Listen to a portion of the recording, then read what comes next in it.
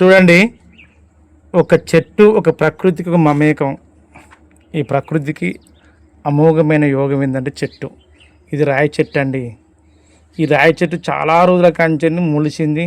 తీసుకెళ్ళండి మీ ఫౌండేషన్ మేము బహుమానంగా ఇస్తామని ముందుకు వచ్చారు సింగారపు యాకయ్య గారు, చల్లాపాలెం. వాళ్ళకి నిజంగా కుటుంబానికి కృతజ్ఞతలు. ఇది చూడండి, ఇది ఎంత అమూల్యమైన శక్తివంతమైనదో. ఇది అండి చెట్టు. ఈ చెట్టు మాకు ఇస్తావా? రాళ్ళ చెట్టు. మరి ఎక్కడ పెట్టాం? ముత్యాలమ్మ కాడ పెడదాం. గోపాలగిరి ముత్యాలమ్మ. గట్టిగా చెప్పు. గోపాలగిరి ముత్యాలమ్మ కాడ పెడదాం. గోపాలగిరి ముత్యాలమ్మ కాడ పెడతాడట, లేక గడిమైసమ్మ కాడ పెట్టినాం కదా. గడిమైసమ్మ ముత్యాలమ్మ అంటే మన యొక్క గ్రామ దేవతల కాడ పెట్టాలి. అదే నీ యొక్క కోరిక. ఈ చాలా రోజుల కాంచెని పెంచుతారు. తీసుకెళ్ళండి అంటే అందుకు చాలా కృతజ్ఞతలు. ఈ రోజు ఎప్పుడు పెడదాం? ఏ రోజు? అంబేద్కర్ జయంతి రోజు పెడతామా? ఏప్రిల్ 14 మంగళవారం నాడు అంబేద్కర్ ఖచ్చితంగా కొత్తగా రావాలి. చెట్టు మాకు ఇవ్వాలి, పెట్టాలి. ఓకేనా? సరే, ఓకే, థ్యాంక్ యూ.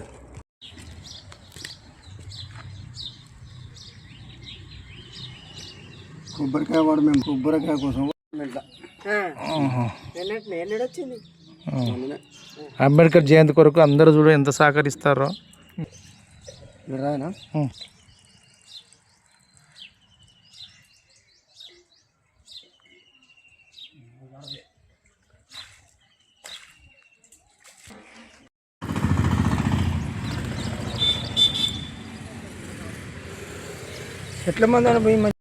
అందరికీ నమస్కారం అండి.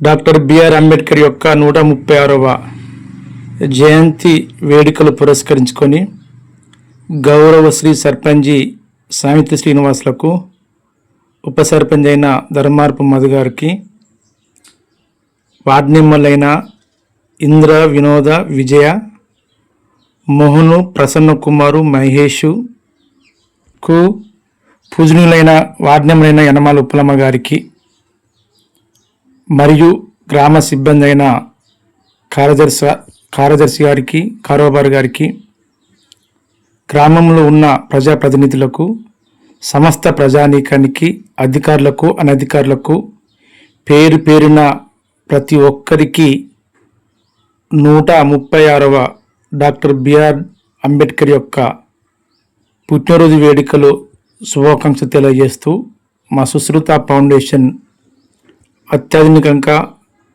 మన యొక్క అమోఘమైన యొక్క అంబేద్కర్ యొక్క జయంతి పురస్కరించుకొని మేము చేసే ప్రతి అడుగు మనస వాచతోని మమ్మల్ని ఆశీర్వదించిన మీరు అందరికీ, ఈ ప్రజానీకానికి, సమస్త ప్రజానీకానికి మరి ఒక్కసారి మా సుశ్రుత ఫౌండేషన్ తరఫున 136వ గణతంత్ర దినోత్సవ వేడుక కంటే మన ప్రపంచానికి అతి అమోఘమైన, మన భారతదేశానికి అతి అమోఘమైన ఈ యొక్క అంబేద్కర్ జయంతి వేడుకలు గొప్పగా జరపాలని యొక్క సహోద్దేశంతో మేము ముందడుగు వేస్తున్నాం. అందుకు మమ్మల్ని ఆశీర్వదించి మాకు అనుమతి ఇచ్చిన వీరందరికీ మా యొక్క శుభాభివందనాలు తెలియజేస్తూ, అభిమానులారా, గడిచిపోయిన యొక్క సర్పంచ్ అయిన ధర్మార్పు శ్రీనివాసు కుటుంబ సభ్యులకు, వాళ్ళ యొక్క వారసుల అయిన పెద్ద వెంకటయ్య, సాయమ్మ, చంద్రయ్య, ఎల్లయ్య, వెంకటసాయులు, ఉప్పలయ్య,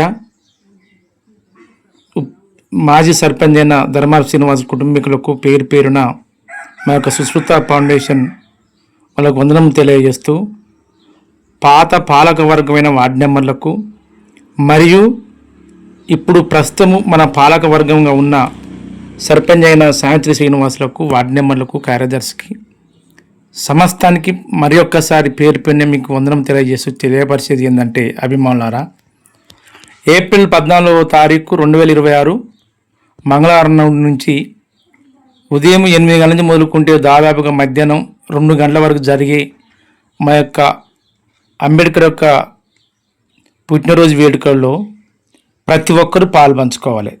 దాదాపుగా మన గ్రామం అనేది ఎస్సీ, మాల, మాదిగ, ముస్లిము 3 కులాలకు చెందిన వాళ్ళము. అందులో ఒక బీసీ అయిన కుర్ర కలమ్మ రాంబాబు, చెరుకు వాళ్ళ కుటుంబం. అంటే అవి 3, ఈ యొక్క 3 అంటే 6 కులాలకు చెందిన యొక్క గ్రామస్తులం. అంటే దాదాపుగా మన గ్రామం జనాభా 500 చిల్లర 600 లోపు ఉండవలసిన గ్రామ జనాభా గల మనసులం. ఈ రోజున అణువు నుంచి మొదలుకుంటే, పరమాణు నుంచి, ఒక ఎలక్ట్రాన్ ఒక ప్రోటాన్ నుంచి మొదలుకుంటే ప్రతిదీ ఈ ప్రకృతి సిద్ధాంతమైన యొక్క మన దేశంలో ఉన్న యొక్క సంపద. ఆ సంపద అనుచితంగా ఆ సంపద ఎవరి దోషినంతే వాళ్ళే దోసుకోవడం, ఎవరు వ్యర్థంగా అయిన పదార్థాలను వాళ్ళే తయారు చేయడము, ఈ యొక్క రాజ్యాంగం ఉన్న యొక్క నిర్మాతలో ఉన్న ఆర్టికల్స్ను పట్టుకొని పాలకులు పరిపాలించిన కనీసం దాన్ని ఎవరు రక్షణ పొందలేక ప్రభుత్వాధికారులు చేయలేకపోతున్నారు, పాలకుల వర్గులు చేయలేకపోతున్నారు, సామాన్య మానవుడు చేయలేకపోతున్నారు. కానీ చివరికి నష్టం జరిగేది ఎంతవరకు అంటే అందరికీ జరుగుతుంది. అందులో అణగారిన వర్గాల ప్రజలకు, మన ఊరిలో ఉన్న యొక్క ప్రపంచంలో అంటే భారతదేశంలో ఉన్న ఎక్కడ ఎన్ని జాతుల ప్రజలకు ఎంతమంది అయితే ఈ యొక్క మౌలికమైన సహజ సంపదను అయితే ఎవరైతే పట్టించుకుంటారో ఆ సహజ సంపద పూర్తిగా కోల్పోయి సర్వ ప్రపంచమైన పర్యావరణానికి చెడుగా దారితీసి సర్వ వ్యాధులకు మూలమవుతున్నది. వాటన్నిటి సంసిద్ధంగా మనం చేకూర్చుటకై మన ఊరు ముందడిగా రావాలని, మన గ్రామంలో ఉన్న ప్రతి ఒక్క ప్రజానీకాన్ని చిన్న బొడ్డు ఊడిన ఒక పాప నుంచి మొదలుకుంటే వృద్ధాప్య వయసు వరకు వృద్ధులను కానీ, యుక్త వయసున్న వాళ్ళ స్త్రీలను కానీ పురుషులను కానీ, నా వయసులో పెద్దవాళ్ళందరికీ పేరు పేరున వాళ్ళ పాదపద్మం తెలియజేసేది ఒకటే. మనకు ఒక ఆధార్ కార్డు ఉన్నా, మన భారతీయ అనే ఒక గుర్తింపు కార్డు ఉన్నా, ఒక ఓటర్ ఐడి కార్డు ఉన్నా, ఒక అంబేద్కర్ దయాదాక్షలతో మనం బతుకుతున్నాం. అది గుర్తుపెట్టుకోండి. ప్రతి ప్రభుత్వ సదుపాయాలు ఉన్నా, ప్రభుత్వ సదుపాయాలు మనకు అందినా, ఈ భూమి మీద మనం నిలిచిన మనం మనిషిమి, మనము భారతీయునమి, మన యొక్క తెలంగాణ వాదనమని సృష్టించి దాన్ని సృష్టింపజేసి ప్రపంచంలో ఈ యొక్క ప్రకృతిలో ఒక మనిషిగా గుర్తింపజేసిన మేధాశక్తివంతమైన మేధావుడు అంటే అంబేద్కర్ గారండి. ఆయన త్యాగమూర్తమే ఈ రోజున మనం బతకగలుగుతున్నాం.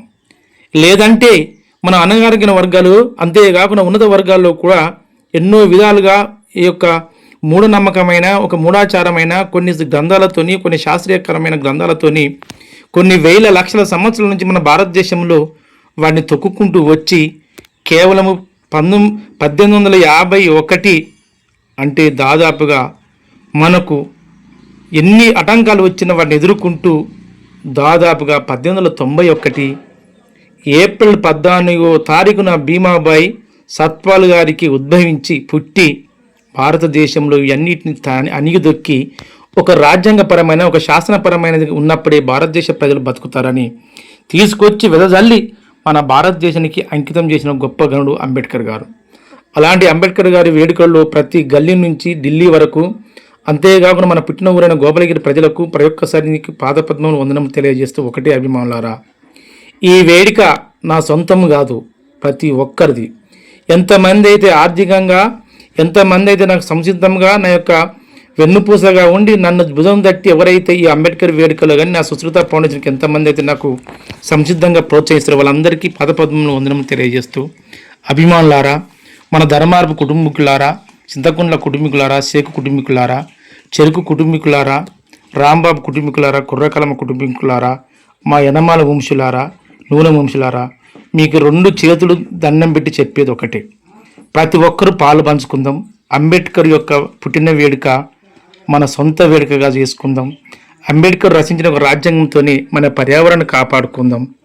ప్రతి ఒక్కరూ అడిగేసి, ప్రతి ఒక్కరు ఈ పండుగ సందర్భంగా ప్రతి ఒక్కరు మనం కాపాడుకుండకై ఈ అంబేద్కర్ యొక్క ఆత్మశాంతి, ఆయన భార్య, ఆయన పిల్లలు, వాళ్ళ తల్లిదండ్రులు, ఆయన 2వ భార్య అయిన ఆత్మశాంతి, ఆయన ఆత్మశాంతి చేకూర్చడకై మనం ఎప్పుడైతే ఈ భారతదేశంలో బతికి కనీసం మన యొక్క సహజ సంపదను కాపాడుకుండకై, ప్రభుత్వ ఫలాలు మన అందరికీ అందే విధంగా చేసుకున్నటకై, మనకు ఎలాంటి ఒక అనారోగ్యాలు పాకుండా ప్లాస్టిక్ను దూరం పెట్టి మన ఆరోగ్యాలు మనం పెంపొందించుకొని ఈ దేశంలో ఉన్న పర్యావరణాన్ని, పరమాణును మనం కాపాడుకొని మన అంకితం చేసినప్పుడే ఆ యొక్క అంబేద్కర్ యొక్క ఆత్మశాంతి చేకూర్చే అవకాశం ఉంటుంది.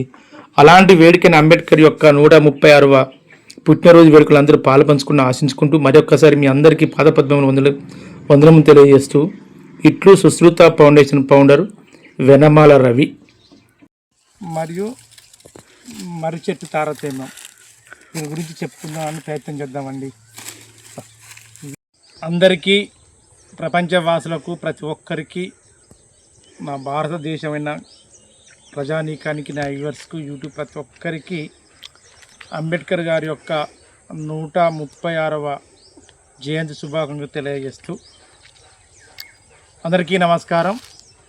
నా పేరు వెన్నమల్ల రవి, సుశ్రుత ప్రకృతి వైద్యాలయం 79 నా యూట్యూబ్ ఛానల్ వారికి, నన్ను కన్న తల్లిదండ్రులకు, ఆయుర్వేద మహర్షులకు, నా విద్య నేర్పిన గురువులకు నా యొక్క శిరసాబంధములు. ఆయుర్వేదాన్ని పాటించే వారికి, అభిమానించే వారికి ప్రత్యేకమైన ధన్యవాదములు. సహజ సంపదను కానీ, ప్రభుత్వ ఆస్తులు కానీ, దేశభక్తి కలిగిన వ్యక్తికి నా యొక్క శిరసాబంధనములు. మేము చెప్పుకుంటూ పోతున్న ఆయుర్వేద అభిమానులారా, ఆయుర్వేద అన్వేషణ భాగం అనేది అతి అమోఘమైనది, అనుచితమైనది.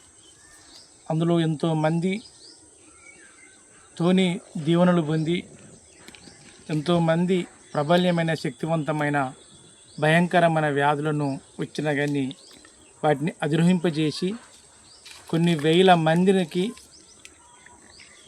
తగ్గింపజేసి ఒక శక్తివంతమైన ఒక ఆయుధంతో బయటకు వచ్చిన శుభ సందర్భంగా, అంతేకాకుండా నా వారి యొక్క ఆత్మవిశ్వాసం చేసుకున్న, వాళ్ళ శబ్దాన్ని పలికిన ఓం అనే ఓంకార అనే శబ్దాన్ని మనం ఏ విధంగానైనా పలికి మన వ్యాధులు, మన నాభిని శుద్ధి చేసుకొని మన సప్తధాతులను కలుసుకున్నప్పుడు మన సర్వ వ్యాధులు దూరమైందని కొందరు ఓంకార శబ్దవాదులు, కొందరు హిందూ మతవాదులు నిరూపించురు, మహర్షులు వాస్తవంగా చేశారు. నా శక్తితోని, నేను దాదాపుగా 25 సంవత్సరాలు నడుస్తున్న శక్తితోని, అడుగుపెడుతున్న శక్తితోని ఓం అనే శబ్దం కాకుండా అంబేద్కర్ అనే వాదన శబ్దాన్ని తన మనసులో మలుచుకుంటూ భయంకరమైన వ్యాధులను, భయంకరమైన సంబంధించిన వ్యాధులను తరిమికొట్టి ఈ యొక్క జాతీయ చెట్టు అయిన మర్రి చెట్టుతోని సహకరించి ఎన్నో విధాలుగా ఎంతోమందికి వ్యాధుల నుంచి ఉపశమనం తగ్గించుకుంటూ మీ ముందుకు వచ్చిన నా యొక్క ప్రేక్షక దేవుళ్లకు, యూట్యూబ్, ఫేస్బుక్, ఇన్స్టాగ్రాము, నన్ను అభిమానించే ప్రతి ఒక్కరికి మరి ఒక్కసారి మనస వాచ కర్మతోని డాక్టర్ బిఆర్ అంబేద్కర్ యొక్క 136వ పుట్టినరోజు సందర్భంగా శిరస ఉంచి మీకు అందరికీ వందనము తెలియజేస్తూ, ఆయుర్వేద అభిమానులారా, భీమాబాయి, భీమ్ సత్పాల్ అనే యొక్క దంపతులకు పుట్టిన 14వ సంతాన కుమారుడే అంబేద్కర్. ఆయన దాదాపుగా పుట్టిన కొద్ది చిన్న వయసులోనే ఆ తల్లి అయిన భీమాబాయి మరణం జరిగిన తర్వాత ఆయన సంతతి, ఆయన వయసు పెరిగిన కొద్దీ ఆటోమేటిక్గా ఆయనకు 4-5 సంవత్సరాలకు వచ్చేసరికినే కేవలం 2 అక్కలు, 1 అన్న, ఇతడే 14 మంది సంతానంలో 10 మంది మరణం జరిగి 4 సంతతితో వాళ్ళ పిల్లలను ఒక ఒంటరి పక్షిలాగా సాదుకున్న వ్యక్తి ఎవరంటే భీమ్ సత్పాల్ గారు, అంటే అంబేద్కర్ గారి యొక్క తండ్రి గారు. ఆయన దాదాపుగా ఎన్నో కష్టాలను అధిరోహించి అప్పుడున్న బ్రిటిష్ వాళ్ళ యొక్క పాలకులు మిలిటరీ జమీన్లో ఒక భాగంలో ఒక శాఖలుగా పనిచేసి ఆయన మహారాష్ట్ర అంటే మధ్యప్రదేశ్ నుంచి ఉద్యోగరీత్యా నుంచి మహారాష్ట్ర చేరుకొని మళ్ళీ మహారాష్ట్ర ఉద్యోగరీత్యా నుంచి మధ్యప్రదేశ్కి చేరుకోవడం వల్ల ఇక్కడ భీమాబాయి కుమారుడైన ఈ యొక్క చిన్న కుమారైన అంబేద్కర్ గారికి ఇటు మరాఠీ, ఇటు మధ్యప్రదేశ్ సమస్యలు ఎక్కువ ఎదురైనాయి.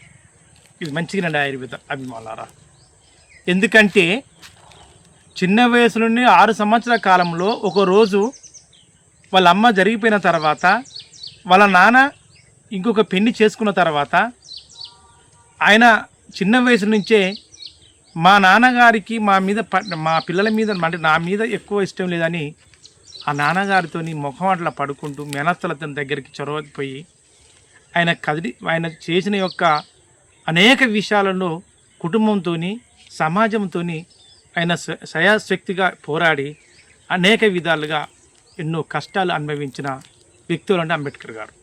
కానీ చివరికి మేనత్త, తన అన్నయ్యన సోదరుడు, వాళ్ళ అక్కలు చెర తీసుకొని అనేక విధాలుగా అనేక సమస్యలుగా చెప్పి ఆ చిన్న వయసు నుండి వాళ్ళ తండ్రి కూడా మళ్ళీ చొరవ తీసుకొని అనేక సమస్యలను ఎదిరించి చివరికి ఎన్నో సమస్యలు అధిరోహించి తన చిన్న వయసుల నుంచే మళ్ళా రామాబాయి గారిని పెళ్లి చేసుకొని అనేక విధాలుగా కష్టించి శ్రమించి ఆయన అంగరంగ వైభవంగా ఎన్ని కష్టాలు వచ్చినా ఇలాంటి ఒక మామూలు కష్టాలు అనుకుంటా అధిరోహించి మన భారతవానికి ఒక అంకితం బాగల అమృతం లాంటి ఒక వలయం లాంటి ఒక పట్ట రాజ్యాంగం సృష్టికర్త ఇచ్చింది ఎవరంటే అంబేద్కర్ గారు.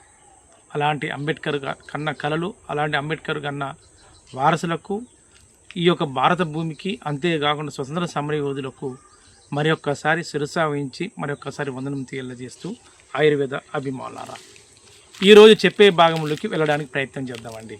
అయితే నేను ఇంతకుముందు చెప్పిన అంటే ఈ భాగంలో కాకుండా ఎన్నో భాగాలతోని ఈ చెప్పే విధానం ఏంటంటే, ఈ రోజున దాదాపుగా అంబేద్కర్ మన కళ్ళ ముందు లేకపోవచ్చు. అంబేద్కర్ యొక్క వారసు అంటే అంబేద్కర్ భార్యకు అండ్ రెండో భార్య అయిన ఇది బ్రాహ్మణ స్త్రీకి అంటే వాళ్ళ ముగ్గురికి సంతానం ఈ రోజున లేకపోవచ్చు. కానీ ఈ రోజున ఆయనకున్నది ఎంతమంది అంటే, ఆ రోజున రామాబాయి కన్న కళలు నిజం. కొన్ని వేల లక్షల కోట్లు ప్రపంచవ్యాప్తంగా అంబేద్కర్ కన్న కళలను నిజం చేయాలని కొందరు ముందడుగు వస్తున్నారు. కానీ స్వస్థత ఆ భగవంతుడైన యేసుప్రభు కూడా ఎవరికి ఇవ్వలేక కొన్ని ప్రభుత్వ యొక్క సూచనల మేరకు అనేక విధాలకు ఎన్నో విధంగా కొన్ని ఆటంకాలు వదిలిచ్చినా కానీ అంబేద్కర్ వాదనలో ఎంతోమంది ఉన్నారు. ఆ అంబేద్కర్ వాదన ముందు రావడానికి ఎంతో భాగంగా చెప్పుకుంటూ పోతున్నాం. మేము ఇంతకుముందు చెప్పిన విధంగా అనేక విధాలుగా ఇంతకుముందు చెప్పిన కాలయం ఉంది, అంతేకాకుండా శ్రీకృష్ణుని వెరీ మంది విముక్త మహర్షి అనే కొన్ని కథలు చెప్పుకుంటూ పోతుంటే, ఈ రోజున మనం చెప్పే విషయంలో ఇంకొక భాగం ఏంటంటే, మన యొక్క రాజ్యాంగాన్ని ఏ విధంగా అమలుపరుచుకుంటూ ఏ విధంగా కాపాడుకుంటూ రావన్నో, మన జాతీయ చెట్టు అయిన మర్రి చెట్టుతో పాటు ఇంతకుముందు చెప్పిన విధంగా ఏం చెప్పినండి, మర్రి పండ్లు బెరడాలంటే మర్రి పండ్ల యొక్క చూర్ణము ఒక 600 గ్రాములు, మర్రి యొక్క ఆకుల చూర్ణము, బెరడు చూర్ణము, లేక మర్రి వేర్ల చూర్ణము, లేక మర్రి ఊడల చూర్ణము, వాటి బెరడాల చూర్ణము 400 గ్రాములు.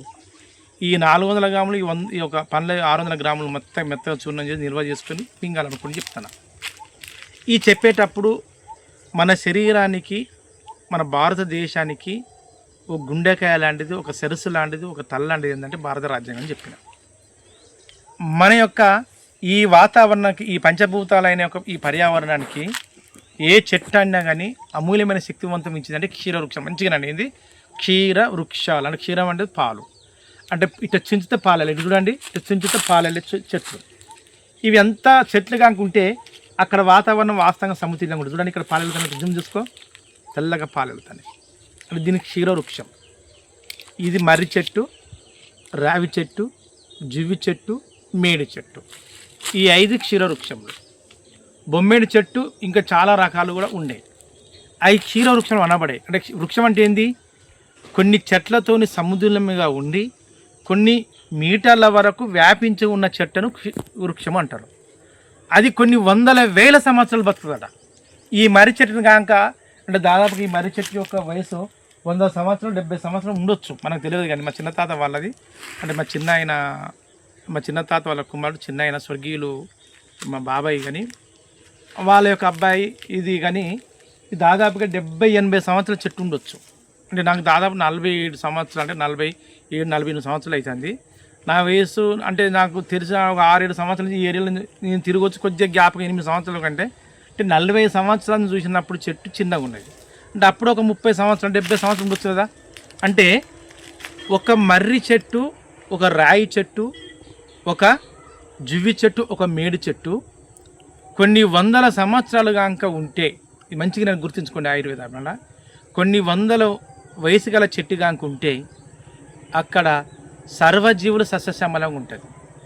చాలా చిన్న ఉదాహరణ చెప్తాను, మంచిగానండి. ఒక మేడి చెట్టు ఉంటుంది అనుకోండి, ఒక జివ్వి చెట్టు ఉంటుంది అనుకోండి, ఒక మర్రి చెట్టు ఉంటుంది అనుకోండి, అంత ఒక జమ్మి చెట్టు ఉంటుంది. జివ్వి చెట్టు, మేడి చెట్టు, రాయి చెట్టు, ఒక మర్రి చెట్టు, మేడి చెట్టు ఉన్న కాడ, పుట్ట ఉన్న కాడ, మర్రి చెట్టు ఉన్న కాడ, జివ్వి చెట్టు ఉన్న కాడ, రావి చెట్టు ఉన్న కాడ కొన్ని మీటర్ల వరకు, అంటే దాదాపుగా కొన్ని ఫీట్ల వరకు, 200 ఫీట్ల 300 ఫీట్ల లోపు ఖచ్చితంగా జలభాగం ఉండి అక్కడ బావి కానీ బోరు పడుతుందండి. ఇది సైంటిస్టులు ప్రూవ్ చేశారు. ఇది మూఢనమ్మకం అని మనం అనుకుంటాం.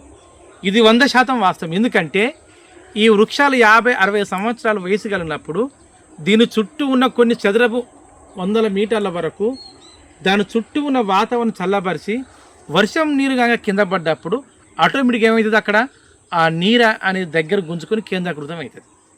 ఎక్కడైతే కొన్ని మీటర్ల వరకు కేంద్రీకృతం అయిన నీళ్ళు ఉంటాయి అనుకోండి, ఆ కేంద్రీకృతమైన నీళ్లు ఆటోమేటిక్గా అక్కడ చలవదనం ఉండడం వల్ల అక్కడ ఆటోమేటిక్గా మేడి చెట్టు పుడుతుంది, లేదంటే జువి చెట్టు పుడుతుంది, లేదంటే రావి చెట్టు పుడుతుంది, లేదంటే మర్రి చెట్టు. అంటే ఇలాంటి చెట్లకు, ఈ చెట్ల మీదకి పక్షులు వచ్చి చల్లదనం ఉండి విశ్రాంతి తీసుకొని అక్కడ ఆకర్షించడం వల్ల ఆటోమేటిక్గా ఆ చెట్లు, ఆ పక్షులు తినే యొక్క ఏది రావి కానీ జువ్వి కానీ మేడి కానీ వాటి పండ్లు తిని ఇలాంటి చెట్టు కాంక వేసినప్పుడు ఆటోమేటిక్గా అక్కడ ఏమవుతుంది, అవి మలంతో కలిసి వచ్చి అక్కడ చెట్టు మొలకెత్తున్న ప్రయత్నం ఒక భాగం చేస్తుంది. రెండో భాగము, ఈ చెట్టు సమీపంలో ఉన్నప్పుడు కొన్ని సెంటీగ్రేడ్ల వరకు చల్లదనం కలిగి ఉండడం వల్ల అక్కడ వాతావరణము, అక్కడ ఆ యొక్క ఆ గింజ, అయితే ఏ చెట్టు అయితే గింజ ఆ పక్షి కనుక ఆశ్రయించి తిన్నదో అది మొలకెత్తడానికి ప్రయత్నం చేస్తుంది. మంచిగా గుర్తుంచుకోండి ఆయుర్వేద ఆత్మనారా. అంటే సృష్టిదానం ఎంత చూడండి. మనం ఇప్పుడు ఏం చేస్తాం, ప్రాక్టికల్స్గా సైంటిస్టులు కొన్ని కెమికల్ కలిపి ఆ గింజలను సేకరించి విత్తడానికి ప్రయత్నం చేస్తారు. కానీ అదేవిధంగా ఈ విధంగా ఎత్తడానికి ప్రయత్నం చేస్తలే, సృష్టిది ఒక్కడే అంతే. అందుకనే ఎక్కడన్నా మేడి చెట్టున్నా, మర్రి చెట్టున్నా, రావి చెట్టున్నా, జివ్వి చెట్టున్నా, లేదంటే ఎక్కడన్నా పుట్ట ఉన్నా, ఈ మధ్యలో కాక ఈ చెట్ల మధ్యలో చూడండి ఖచ్చితంగా అక్కడ పుట్ట ఉంటుంది కొన్ని మీటర్ల వరకు. ఎందుకు అక్కడ చల్లదనం ఉంటుంది. నాగుంబావని తాజ్మహల్ లాంటిది అనే సర్పాలకు అక్కడ విషంగాక ఉంటే ఆ వేడిని తట్టుకునే శక్తి వాతావరణం ఉన్నది. ఈ 2 చెట్ల మధ్యనే, అంటే 4 చెట్ల మధ్యన పుట్ట మధ్యనే చెట్టు ఏది ఏముంటుంది, చల్లదనం ఉండడం వల్ల కొన్ని చీమలు కొన్ని మీటర్ల వరకు చల్లదనం తీసుకొచ్చి పుట్టలాగుచ్చి ఆ పుట్టల గన్లలో, అంటే పుట్ట రంధ్రాల్లో పాము ఉంటుందండి. ఒక 50 సంవత్సరాల పుట్ట, ఒక 70 సంవత్సరాల పుట్ట, ఒక 100 సంవత్సరాల పుట్ట ఉన్నదనుకోండి.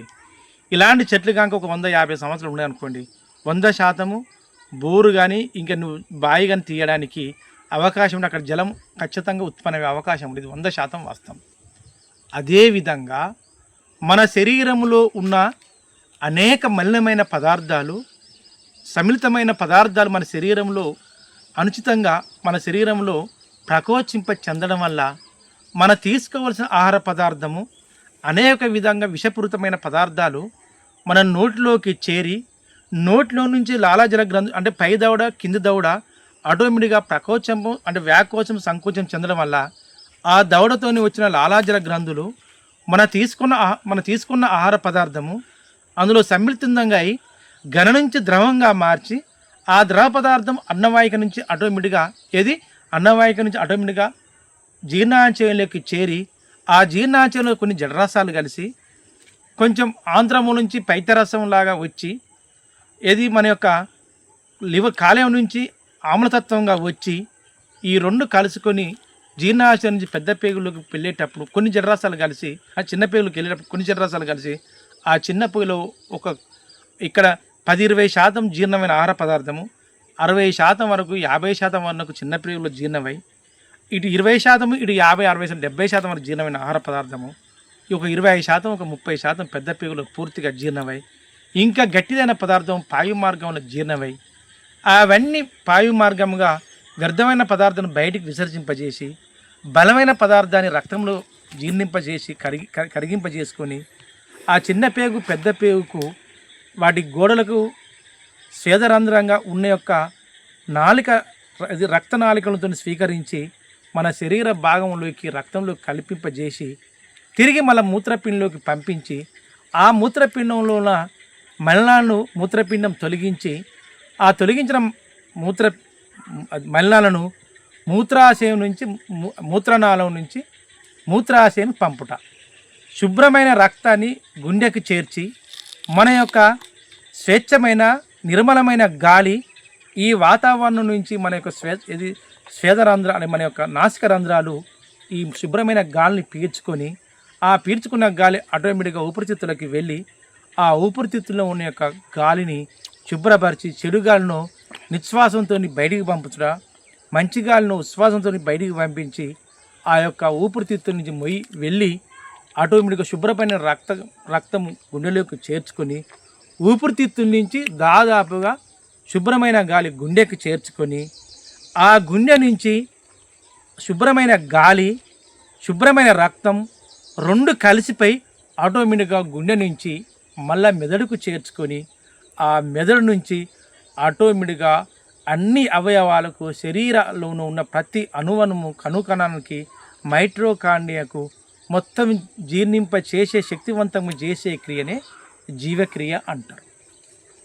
ఇలాంటి జీవక్రియకు ఎక్కడైనా ఆటంకాలు జరిగినా అంటే మనం తీసుకోవాల్సిన ఆహార పదార్థము మలినాలు జరిగిన అంటే మనం తీసుకోవాల్సిన శ్వాసక్రియలో మలిన పదార్థాలు చేరిన మన యొక్క తీసుకోవాల్సిన ద్రవంలో మలినాలు జరిగిన మన పండించిన పంటలో ఇలా మలినాత్మక పదార్థాలు తీసుకున్నా కానీ మొత్తం యావత్ సస్యశ్యామలం అనే యొక్క శరీరము యావత్ శూన్యమవుతుంది. ఇది మంచి గుర్తుంచుకున్న ఆయుర్వేద అభిమానాలు అంటే సస్యశ్యామలంగా ఉన్న మన భారతదేశానికి ఎక్కడైతే ఏమైనా ఆటంకాలు కాక రాజరికం పద్ధతి కన్నా లేక ప్రజాపాలకుల పద్ధతితోనన్నా లేక ఓటర్తోనన్నా ఎలాంటి ఒక అనార్థాలు జరిగితే అక్కడ ప్రజాస్వామ్యం ఏ విధంగా కుషించిపోతుందో మన యావత్వం అనే ఒక ప్రజాస్వామ్యం మన భారతదేశం లాగా మన యొక్క శరీరం అనుకుంటే మనం తీసుకోవాల్సిన ఆహార పదార్థం అన్ని నేచురల్గా అంటే సహజంగా స్థితిగతులతో ఉన్నదనుకో నేను ఇప్పుడు చెప్పిన ఒక జీవక్రియలాగా అన్ని శరీర అవయవాలకు అందుతాయి. ఇక్కడ మనం తీసుకోవాల్సిన ఆహార పదార్థాలు కలుషితమే, మన తిన్న ఆహార పదార్థం కలుషితమే, మనం తీసుకోవలసిన గాలి కలుషితమే, మన త్రాగిన నీరు కలుషితమే అయినప్పుడు మన శరీరానికి కావాల్సిన అధికమైన శక్తివంతమైన శక్తి 100% ఇవ్వగలుగుతుంది అండి ఆయుర్వేద అభిమానారా. 100% ఇయ్యది. అలా ఇయ్యకనే మన శరీరానికి బలంకరమైన లేక బలహీనతమైన పదార్థాలు శరీరంలో చేరి రక్తహీనత ఏర్పడి ఆటోమేటిక్గా మెదడుకు చేర్చుకున్నాక మన శరీర అవయవాలకు ఆటోమేటిక్గా మన శరీరంలో ఉండవలసిన పదార్థాలు ఆటోమేటిక్గా ప్రతి అణువుగా సరైన పదార్థాలు సరైన పరంగా అందని ఎడల శరీరంలో స్పందించి మెదడు అనే చిన్న మెదడు పెద్ద మెదడు అంటే కేంద్ర నాడీ వ్యవస్థ అనేది స్పందించి మొత్తం ఎక్కడికక్కడికి కట్టెవాతంలాగా కీలవాతంలాగా పక్షవాతంలాగా వచ్చి మనిషి ఎక్కడికక్కడికి వ్యాధి నిరోధక శక్తి లేని మనిషిలాగా కుంగి కుషించిపోయి ఒక పక్షవాతం మనిషిలాగా ఉండి ఆటోమేటిక్గా అడ్డంలో పడిపోతాడు. ఇది వాస్తవా కాదా ఒక్కసారి ఆలోచించండి ఆయుర్వేద అభిమానులారా. ఇది 100% వాస్తవం. అలాంటి స్థితిగతులకు ఎన్నో కష్టాలను ఎదిరించి ఎన్నో కష్ట సుఖాలను ఎదిరించి దాదాపుగా 2.5 సంవత్సరాలు 3 సంవత్సరాలు కష్టించి శ్రమించి 1949 మొదలుకుంటే 50, 51, 53 వరకు మన భారతదేశానికి అంకితం భావంగా చేసి కట్టెవాతంలాగా మధుమేహ వ్యాధిలాగా వచ్చి శరీరం మొత్తం కుంగి కుసించిపోయి అంబేద్కర్ గారు మంచానికే అంకితమైన వ్యక్తులు రోజులు ఎన్నో ఉన్నాయి. దానికంతా కారణం ఏంటంటే ఆయన ఆలోచనల పరిజ్ఞానం మొత్తం మెదడులో మొత్తం చేరి ఆయన శరీరం మొత్తం కుంగి కుసించిపోయి నా దేశం ఇంతవరకు దిగజారుతుంది, నేను ఇంత కష్టించి శ్రమించినా కానీ ఈ భారతావానికి నేను రాసిన యొక్క రాజ్యాంగాన్ని అమలు పరచరా అని ఆ రోజున కుంగి క్షోభత పొంది చివరికి ఆయన స్త్రీ 2వ భార్యగా చేసుకునే ఆ బ్రాహ్మణ స్త్రీ పట్టుదలతోని ఆ రోజున రామాబాయి ఇచ్చిన ఒక సూచన మేరకు అనేక విధాలుగా కష్టించి శ్రమించి ఆ చివరికి ఆ రాజ్యాంగాన్ని మన దేశానికి అంకితం చేసినాక అప్పుడు మన దేశ పరిస్థితి ఏ విధంగా ఉందంటే ఇంతకుముందు చెప్పిన కట్టెవాతంలాగా పక్షవాతంలాగా వచ్చి ఏ రాజు దోసుకున్న వారికి ఆ రాజు దోసుకోవడం, ఏ తెల్లదొరలు దోసుకున్న వాడికి ఆ తెల్లదొరలు దోసుకోవడం, సామంత రాజులు దోసుకోవడం, పేదవాళ్ళను తొక్కడం, అణగారిన వర్గాల ప్రజలకు చదువు రాకుండా విద్య రాకుండా వివేకం రాకుండా అనేక విధాలుగా తొక్కి తొమ్మిసలై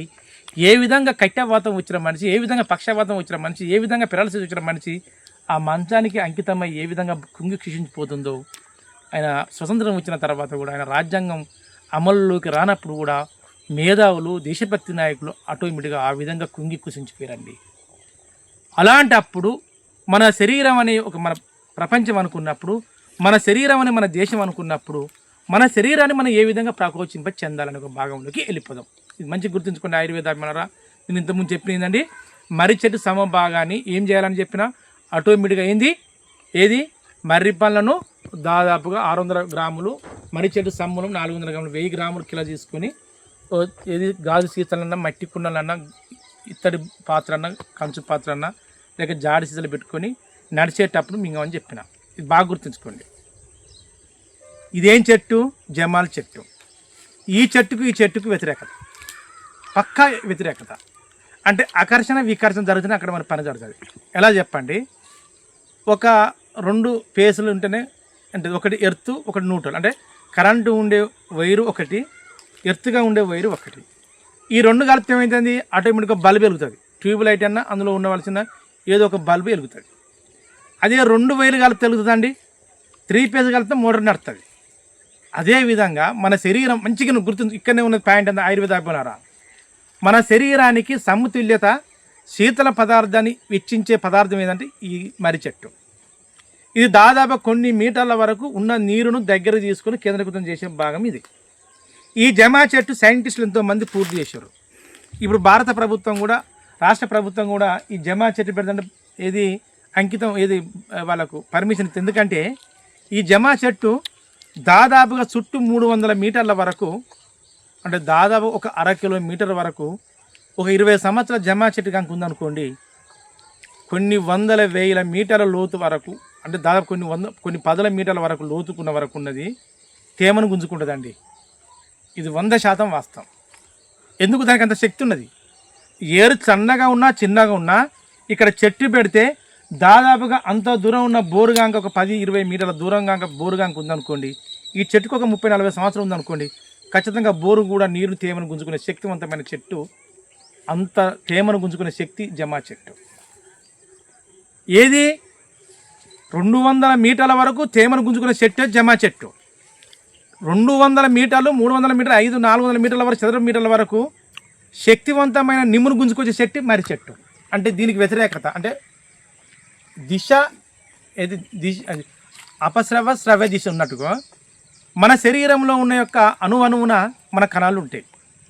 మనకి ఏది ఉంటుంది? దాదాపుగా మన శరీరంలో మెదడు నుంచి ముంచుకుంటే ఏంటి? శ్వాస చక్రము, అగ్ని చక్రము, విశుద్ధ చక్రము, అనాథ చక్రము, మణిపూర చక్రము, స్వాధిష్టాన చక్రము, మూలాధార చక్రం, గ్లాండ్స్ అంటారు వీటిని.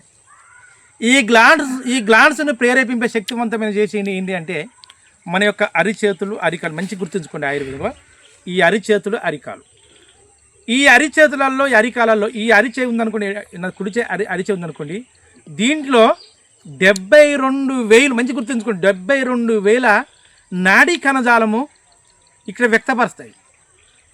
ఇది 72,000 నాడీ కణజాలం. ఈ 72,000, ఈ 72,000 ఎంత అండి? 144. 144 ఎంత అండి?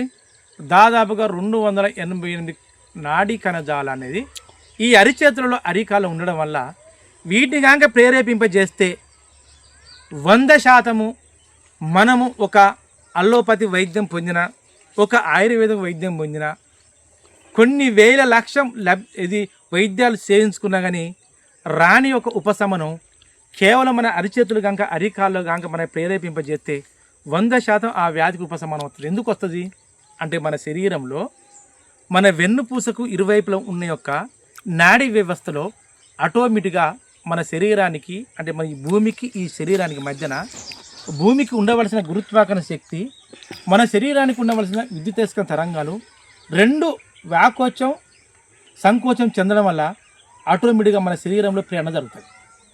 ఎప్పుడైతే వ్యాకోచం, సంకోచం, ప్రేరణ జరుగుతుందో ఆటోమేటిక్గా మన శరీరము నిశ్చల స్థితిలో ఉన్న మనిషివి నిశ్చల స్థితిలో ఉంటాం. ఏది కదిలే మనిషి, కదలకుండా ఉన్న మనిషి, ఏది నిశ్చల స్థితిలో ఉన్న నిశ్చల స్థితిలో ఉంటాం. స్పందించకుండా ఒకే స్థితి ఏది ఉన్న మనిషి ఒకే స్థితిలో ఉంటాం. అంటే ఒక వస్తువు కాక, న్యూటన్ గమనాలు కాక, ఒక వస్తువు ఇంకొక వస్తువుని కాక బాహ్యంగా ప్రేరణ చేసినప్పుడు అది ఎంతో కొంత స్పందన చెంది కొంచెం చలించే విధంగా మన శరీరం కూడా ఈ భూమికి జరిగిన గురుత్వాకర్షణ శక్తి మన శరీరంలో ఉన్న విద్యుతయస్కాంత తరంగాలను కనుక ప్రేరేపింపజేస్తే మన శరీరం ప్రేరణ జరిగి ఎంతో కొంత మన ప్రేరణ భూతకంగా జరిగి కొంచెం స్పందనలాగా కొన్ని అడుగులాగా వేసే విధంగా ఉంటాయి. ఇది 100% వాస్తవం. అది సైన్స్ కానీ మన శరీరం ధర్మం అది. అదే శరీరానికి ఎలాంటి ప్రేరణ కలగకుండా ఉంటే దాదాపుగా ఆ శరీరం కుంగి కుచించిపోయి చివరికి ఎక్కడికి ఉండవలసిన అక్కడికి కట్టెవాతంలాగా పక్షవాతంలాగా వచ్చి ఆ మనసులు అక్కడ పడిపోతుందండి. ఇప్పుడు జరగవలసిన విషయం భారత రాజ్యాంగంతో స్పందన రాకుండా పాలకులకు అర్థం కాకుండా ఈ భారత రాజ్యాంగాన్ని ఏ విధంగా పక్కకి వేస్తే మనం ఎంతవరకు దిగజారినామో మన శరీరం మీద ఏ విధంగానైతే మనం ఆటోమేటిక్గా ఎక్సర్సైజు దానికి కావలసిన పదార్థాలు కనుక మనం కనుక ప్రేరేపింపజేయకపోతే మన శరీరం చివరికి కట్టెవాతంలాగా ఉండి చివరికి పక్షవాతంలాగా దారితీసే అవకాశం ఉంటుంది. ఇది వాస్తవం కాదు, ఒక్కసారి ఆలోచించండి. ఆయుర్వేద ఇది 100% వాస్తవం. అలాంటి శరీరం మనం ఎలా ప్రేరణ చేయాలి అన్నాక మనం ఆ భాగంలోకి వెళ్ళిపోతాం, అంబేద్కర్ భాగంలోకి వెళ్ళిపోతాం. మంచి గుర్తుంచుకోండి. మూలాధార చక్రము, స్వాధిష్టాన చక్రము, మణిపూరక చక్రము, అనాథ చక్రము, విశుద్ధ చక్రము, అజ్ఞా చక్రము, సాహస చక్రం, 7 గ్లాండ్స్, 7 చక్రాలు.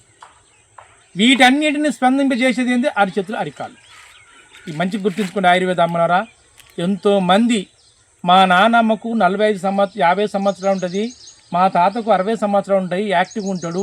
బీపీ షుగర్ గోళ్ళు ఉన్నా లేకున్నా కానీ యాక్టివ్గా ఉన్న మంది పక్షవాతం వస్తుంది. దీనికి కారణం ఏంటంటే ఎంతోమంది ఈ అంబేద్కర్ గారి యొక్క 136వ జయంతి పురస్కరించి నేను అందరికీ చెప్తున్నాండి. ఎంతోమంది ప్రపంచవ్యాప్తంగా షాని కానీ లేటెస్ట్ కానీ ఒక విషయం చెప్పిన ఆయుర్వేదములారా, మనకు జాతి అంటే మానవ జాతి నశించిపోతుంది. ఎందుకు నశించిపోతుంది? ప్రతి పురుషుడు, ప్రతి తల్లి, ప్రతి తండ్రి పెళ్ళి అయిన దంపతులలో ఇప్పుడు దాదాపు 47 సంవత్సరాలు కదా. ఇప్పుడు పెళ్లి చేసుకున్న దంపతులు 30-40 సంవత్సరాల నుంచి అంటే 35 నుంచి మొదలుకొని 40 సంవత్సరాలు ఇప్పుడున్న వాళ్ళకు లింగులు లేవండి. మన ఆయన ఎట్ట ఉంటుండో తెలియదు, ఎట్ట పండుకుంటో తెలియదు, ఏం చేస్తుండో తెలియదు. ఏంటంటే బడికో పేరుకో బడిపంతులు, ఆధ్యాత్మికుడు, పెద్ద సంఘ సేవకుడు. ఇంటికి వెళ్తే ఆ లింగ షాడో తీసి పక్కకి ఎత్తాడు. సిల్క్కు సంబంధించిన షార్ట్లు, నైటీ డ్రెస్సులు కనుక వేసుకుంటే అందులో ఎక్కువగా సిల్క్ శాతం ఎక్కువగా పెరిగి మన పురుషునికి ఎక్కడి నుంచి దాదాపుగా వెన్నుపూసకు ఇరువైపులు ఉన్న యొక్క ఎక్కడి నుంచి కిడ్నీ నుంచి మొదలుకుంటే అరికాల వరకు ఈ యొక్క నైట్ ప్యాంటు ఈ షార్ట్లు వేసుకుంటే ఆటోమేటిక్గా యుక్త వయసు అంటే చిన్న వయసు నుండి దాదాపుగా పురుషునికి చిన్న వయసు నుంచే మన మూషికాల్లో మన మూషిక పదార్థాలు ఆటోమేటిక్గా 9-8 సంవత్సరాల శుక్రకణాలు ఉత్పన్నమవుతాయి. 11-12 సంవత్సరాలు ఉత్పన్నమైన శుక్రకణాలు అవి దృఢంగా రావు. ఎప్పుడైతే ఈ నైట్ ప్యాంటు ఈ యొక్క షార్ట్లు కనుక వేసుకున్న పురుషునికి ఏమైతే తెలుసా అండి, మనిషితో గంభీరంగా ఎర్రగా బుర్రగా ఉంటాడు. ఇట్ట ముట్టుకుంటే పండు చితికిపోద్ది అన్నట్టుగా ఉంటాడు. కానీ ఆ పురుషునికి తన వెన్నుపూస నుంచి మొదలుకుంటే ఎప్పటికక్కడికి ధారాళంగా ఆ నరం సిస్టమ్ సంకోచం చెందక అక్కడ శుక్రకణాలు ఉత్పన్నం కాక ఆటోమేటిక్గా పెళ్ళి అయిన తర్వాత భార్య దగ్గరికి పురుషుడు వెళితే పురుషుని దగ్గరికి ఈ స్త్రీలోకం ఈమెకేంటిది, ఈమెకు ఒక షార్ట్లు, ఈమెకు లేటెస్ట్ అని ఒక నైటీలు, ఒక మిడ్డీలు, ఇవన్నీ వేసుకోండి. ఈ మరే ఈయన కద్దరు వస్తువులా, ఈయన నూలు వస్తువులా, అవి సిల్క్ వస్తువులే. ఆ సిల్క్ వస్తువులు వేయడం వల్ల ఆ స్త్రీకి దాదాపుగా వెన్నుపూస మొదలుకుంటే ఆమె గింతుంటుంది, ఆ మనిషికి ఇంత ఉంటుంది, ఆమెకి ఇంత ఉంటుంది అద్దాలు.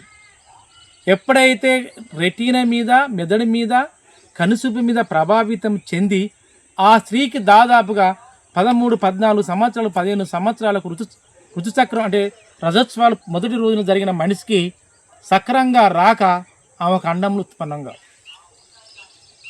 100% అన్నములు ఉత్పన్నంగా, ఈ అన్నములు ఈమెకు ఉత్పన్నం కావు, ఆయనకు శుక్రకళ ఉత్పన్నం కావు. ఇద్దరు పెళ్లి చేసుకున్నాక ఇవి ఉంటుంది అప్పుడు భాగవతం, ఈ తల్లిదండ్రుల భాగవతం ఉంటుంది. ఈయన ఉద్యోగం చేస్తే వాడినోరు వీడినోరు కొట్టి ఈమెకు ఐఏఎఫ్ పెట్టుతాడు. ఈ పిల్లగాని తల్లిదండ్రులు కూడా ఉద్యోగమో లేక ఏమైనా బిజినెస్ చేస్తే వాడినోరు వీడినోరు కొట్టి ఇక వీనికి మేపుతా అంటారు. వాళ్ళిద్దరికి మేపంగా అదృష్టం ఉంటున్నావు, లక్షల కొద్ది కోటి రూపాయలు పెడుతున్నావు, సంతానం అంతది లేకుండా సంతానం అందది.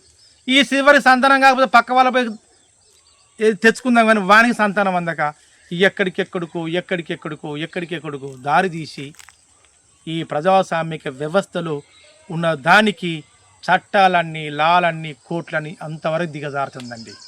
అంటే ఒక్కసారి ఆలోచించండి ఆయుర్వేద అభిమానరా, ఒక్కసారి కనుక నేను తప్పు చేస్తే నీ జీవితాంతం తప్పు చేయాలి.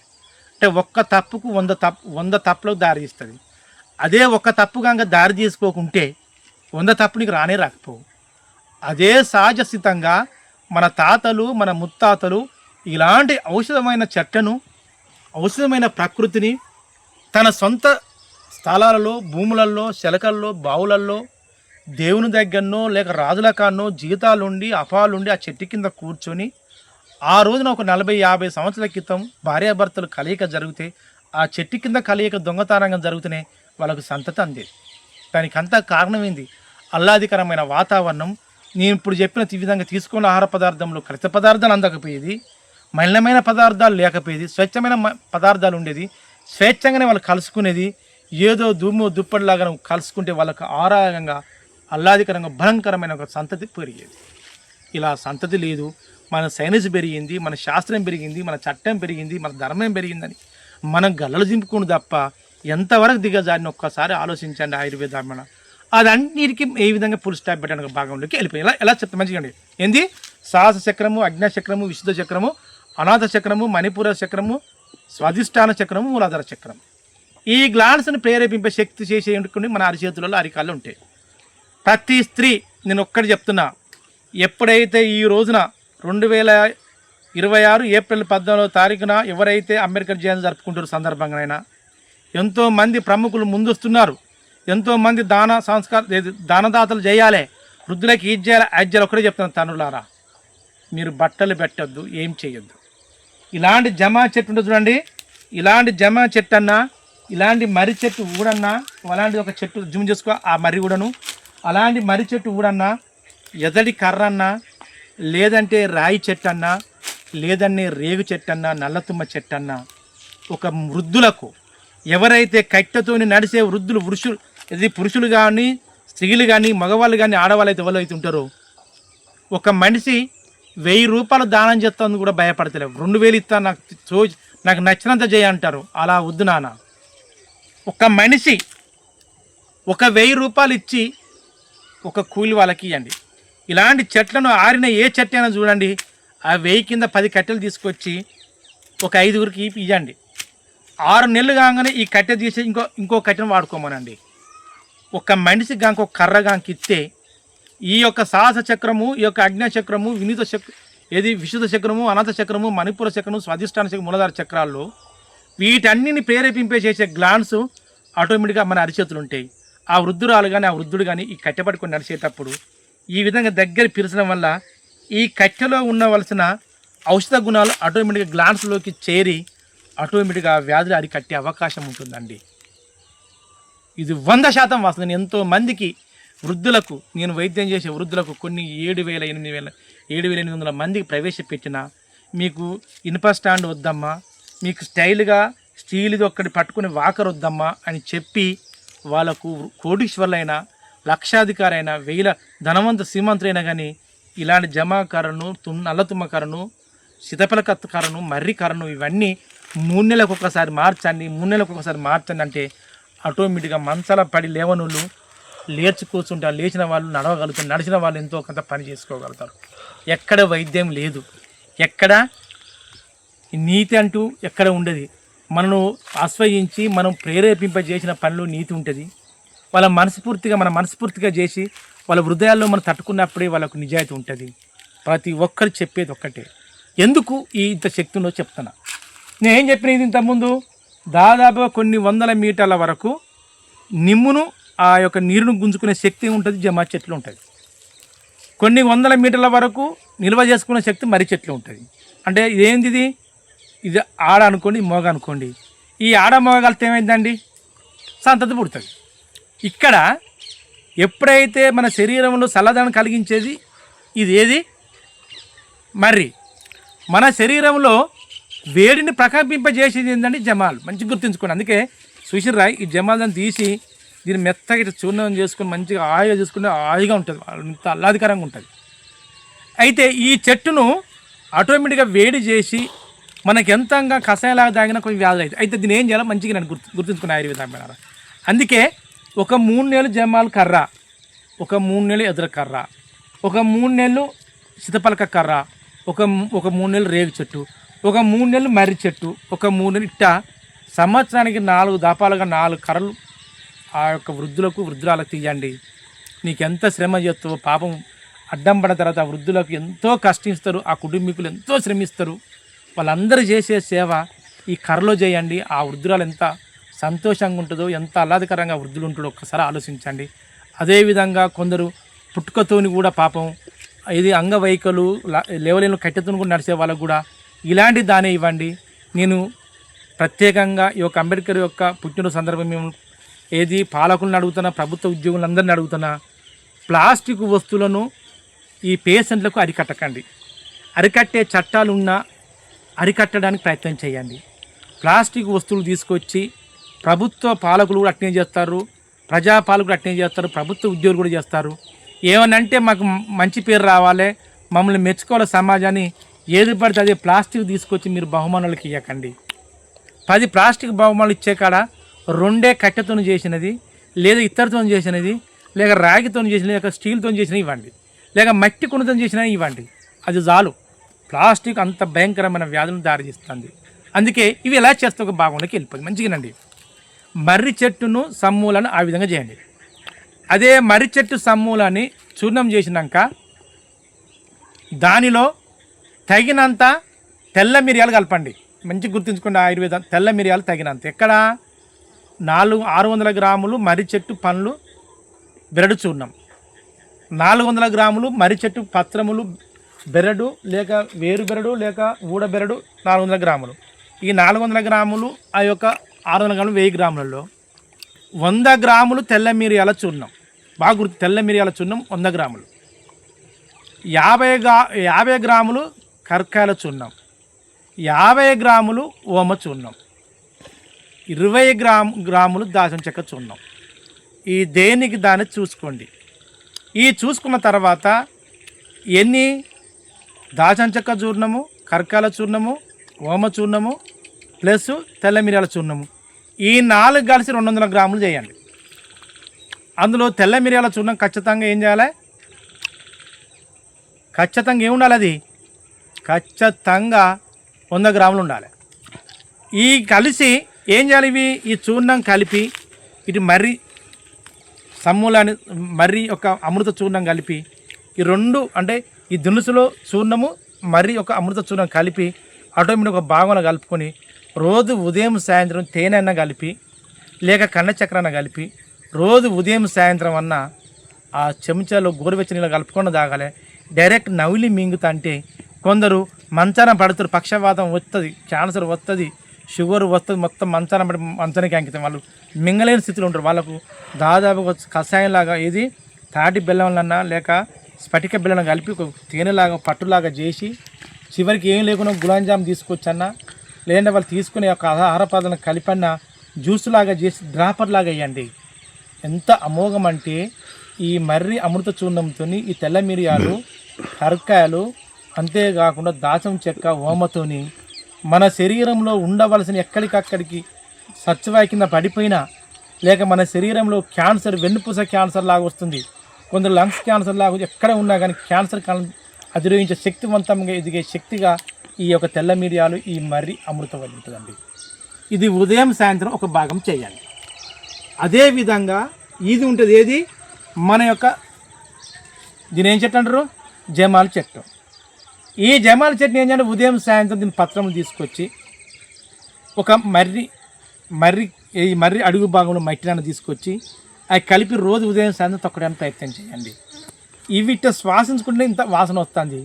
ఇవి కాక ఈ మర్రికి దీనికి ఒక 2 గంటల సేపు అంటే ఉదయం మర్రిది అమృతం ఉదయం సాయంత్రం 6 గంటలకు 7 గంటలకు తాపించడం అనుకోండి. దీని యొక్క కట్టెతో ఏది దీని పత్రం నవ్వడం అన్నా లేదంటే దీని యొక్క ఆకులు కూర్చున్నా ఆ దానికి దీనికి ఒక 2 గంటలు కనుక మనం కనుక ఉంటే మనం ఈ మర్రితోని మనం ఆటోమేటిక్గా మనం శ్వాసించిన లేక భక్షించిన లేదా స్పర్శించిన వాటికి కంటే ఒక 2 గంటల తర్వాత దీని కనుక భక్షణ రూపకంగానన్నా అంటే ఏదైనా కషాయ రూపకంగా లేదా మనకైనా తాకిన రూపకంగానన్నా లేక శ్వాస రూపకంగా దీనికి 2 గంటల వెనక ఇది కనుక పెడితే ఈ 2 ప్రకోచనములు చెంది అంటే వ్యతిరేక దిశల్లో ప్రకోచనాలు చెంది మన శరీరంలో ఎలాంటి యొక్క విద్యుత్ తరంగాలు కనుక ప్రకంపన చెందకుండా ఉంటుందో అవి తిరిగి మన ప్రేరణ కలిగించే శక్తివంతమైనది ఈ జమా చెట్టుకు ఈ మర్రి చెట్టుకు ఉన్నదండి. లేదండి ఇంకా అమృతం ఇంకొకటి ఉన్నది. ఇదేంది అమృతం వెళ్ళాక ఈ విధంగా చేసుకోండి. ఈ డైరెక్ట్గా జమాలు బెరడు కనుక తీసుకొని మెత్తగా దంచి అందులో నవ్వుబోతు కనుక కలిపి ఆ నవ్వుబోతుకు కొద్దిగా అంత మోతాదుగా ఏంది సైంధవ లవణంగా కలుపుకొని దీని కనుక తింటే 100% నీకు ఎలాంటి వ్యాధులు సర్వే వ్యాధులు కూడా పటాపంచలు అయ్యే అవకాశం ఉంటాయి. దీన్ని అందరూ ఉపయోగించుకోవడానికి ప్రయత్నం చేయాలి. అయితే ఇక్కడ ఒక భాగం ఇప్పుడు చెప్పేది ఏంటంటే ఆయుర్వేదమన్నారా ప్రతి ఒక్కరి భాగం ఇదే ఏంటంటే మంచిగా రండి ఆయుర్వేద అభిమానారా మనకెంతో సైన్స్ పెరిగింది, ఎంతో విజ్ఞానం వచ్చింది, ఎంతో ప్రభుత్వ పథకాలు వచ్చినాయి. వీటన్నిటికీ ఎంతోమంది కష్టించారు కదా. అందులో అందరి కష్టం కంటే బాగా గుర్తుంచుకోండి, గాంధీజీవి, నెహ్రూ, భగత్ సింగ్ ఎంతోమంది మన స్వతంత్ర సమర యోధులు ఉన్నారు.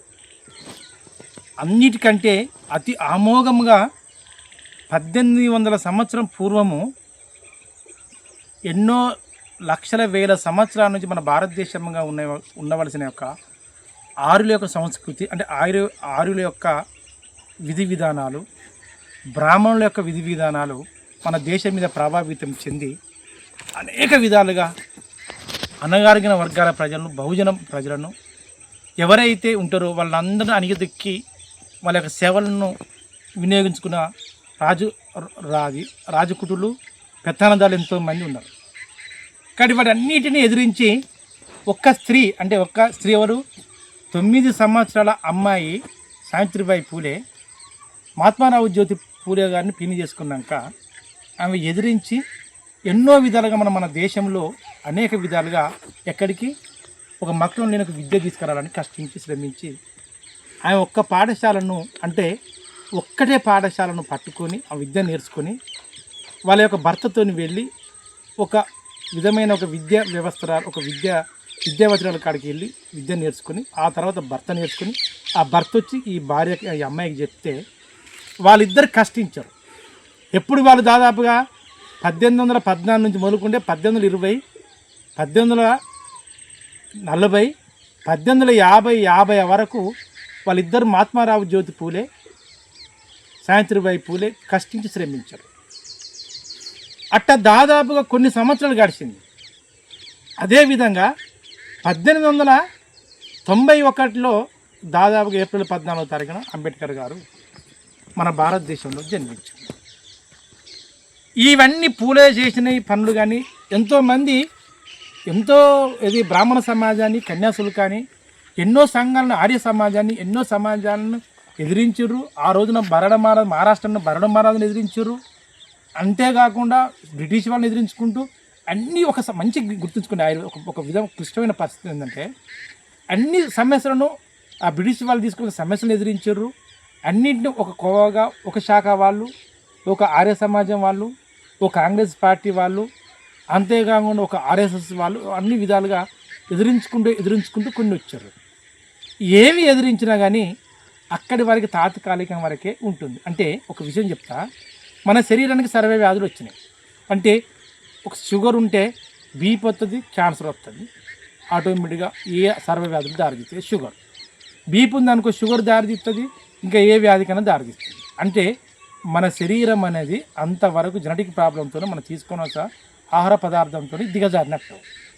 అదేవిధంగా ఈ సమాజం అనేది అనేక విధాలకు దిగజారినా కానీ చివరికి ఎవరు తెచ్చినా కానీ దాన్ని దారి తీసుకొస్తారు.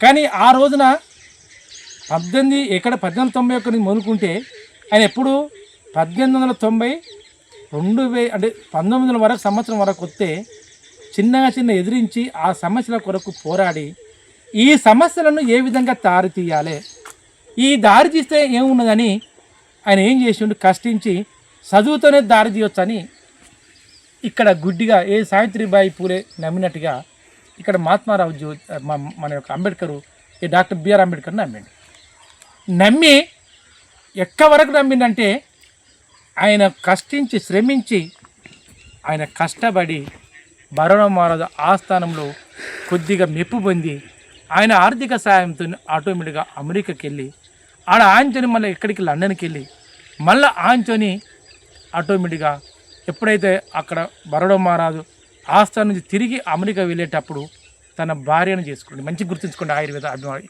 ఎక్కడంటే భార్యను చేసుకుని పెళ్లి చేసుకున్నాక అమెరికాకి వెళ్ళి లండన్కి వెళ్ళి ఆ లండన్ నుంచి తిరిగి మళ్ళీ బరోడా మహారాజు దగ్గరికి వస్తే ఆయన డైరెక్ట్ ఎక్కడికి వెళ్ళిండు, బరోడా మహారాజు ఆస్థానంలోకి చేరుకున్నాడు. ఆ బరోడా మహారాజు ఆస్థానంలో చేరుకున్నాక డైరెక్ట్గా భార్య ఎట్టుంది, భార్య కుశలం ఏంది క్షేమం దగ్గరికి వెళ్ళా. ఆ బరోడా మహారాజు ఇచ్చిన యొక్క ఆర్థిక వేతనానికి ఆయన కృతజ్ఞత భావంగా తెలియజేస్తూ ఆ బరోడా మహారాజు కలిసి మళ్ళీ తిరిగి వచ్చి అనేక విధాలుగా ఆర్థిక ఇబ్బందులు చేకూర్చి ఆ బరోడా మహారాజు ఇచ్చిన యొక్క ఆయన యొక్క ఆజ్ఞ ప్రకారంగా ఆ బరోడా మహారాజు ఆస్థానంలో ఒక గుమ్మస్తగా చేరిండండి. ఆయుర్వేద మంచి గుర్తుంచుకోండి. ఏం చేసిండు, ఒక గుమ్మస్తగా చేరిండు. ఆ గుమ్మస్తగా చేరిన తర్వాత ఆటోమేటిక్గా ఆయనకు అనేక ఆటంకాలు వచ్చి ఆ గుమస్తలను ఆ మహారాష్ట్రలో అనేక విధంగా ఆటంకాలు వచ్చి బయటికి వెళ్ళదీసి చివరికి నేను ఏం కావాలి, ఈ ఆర్థిక సమానతలకు దారి తీసే నేను ఆర్థిక శాస్త్రంలో ఫిలాసఫీ చేసినా కానీ ఇందులో పట్టు లేదు. కానీ మన దేశంలో ఆర్థికంగా అంటే సామాజికంగా ఏం కావాలి, మనకు పౌరనీతి కావాలని ఆయన పొలిటికల్ సైన్స్కు ఆటోమేటిక్గా వెళ్ళడానికి వెళ్ళి ఆ బారిస్టర్ చదువుకని ఆటోమేటిక్గా తిరిగి మళ్ళీ లండన్ బయలుదేరిందండి. ఈ లండన్కి అయితే ఎప్పుడు బయలుదేరిండో అప్పుడు ఈ కాలక్రమంలోనే ఆయనకు 2 లేక 3 పిల్లలు కావడం, ఆటోమేటిక్గా ఆ లండన్కు వెళ్ళి ఆయన చదివే సమయంలో అప్పుడు భార్యకు ఒక లేఖ రాసిండు.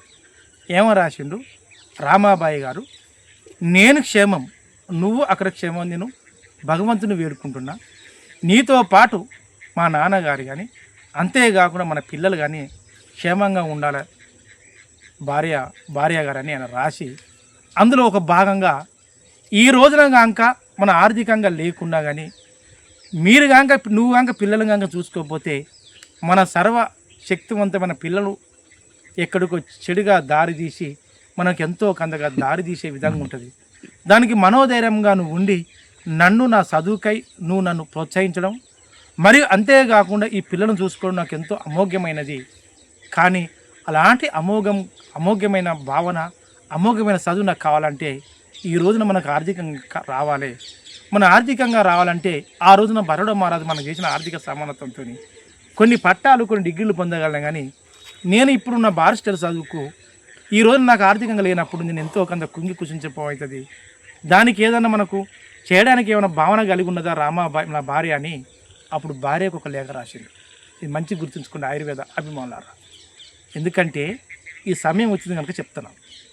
రాస్తే అప్పుడు ఆ భార్య అయిన రామాబాయి పిల్లను తన ఇంటికి కట్టుకొని ఆమె చేయవలసిన పని అంటే ఆమె ఏం చేసేది, తన చేనుగాడికి వెళ్ళి ఆ పని ఈ పని చేయదు, పక్క ధనవంతుల వాళ్ళ ఇంటికి వెళ్ళి ఏదో చేదోడు వాదోడుగా వాళ్ళకు ఉండవలసిన పని చేస్తే వాళ్ళు ఇచ్చిన వేతనంతో ఆ వేతనంలో ఆ రోజునంతా అనా పైసా అర పైసా ఆ ఇచ్చిన వేతనం ఆమె అందులో ఒక పైసా వంతు అంటే ఒక 15% ఉపయోగించుకొని 90% 70% ఒకవేళ ఆర్థిక వేతనానికి ఈ యొక్క అంబేద్కర్ గారి చదువులకు పుస్తకాలకు కావాలని ఆమె చదువులకై అంబేద్కర్ గారు తన భర్త చదువులకై అంబేద్కర్ భార్య రామాబాయి గారు పంపించడం మొదలుపెట్టిందండి.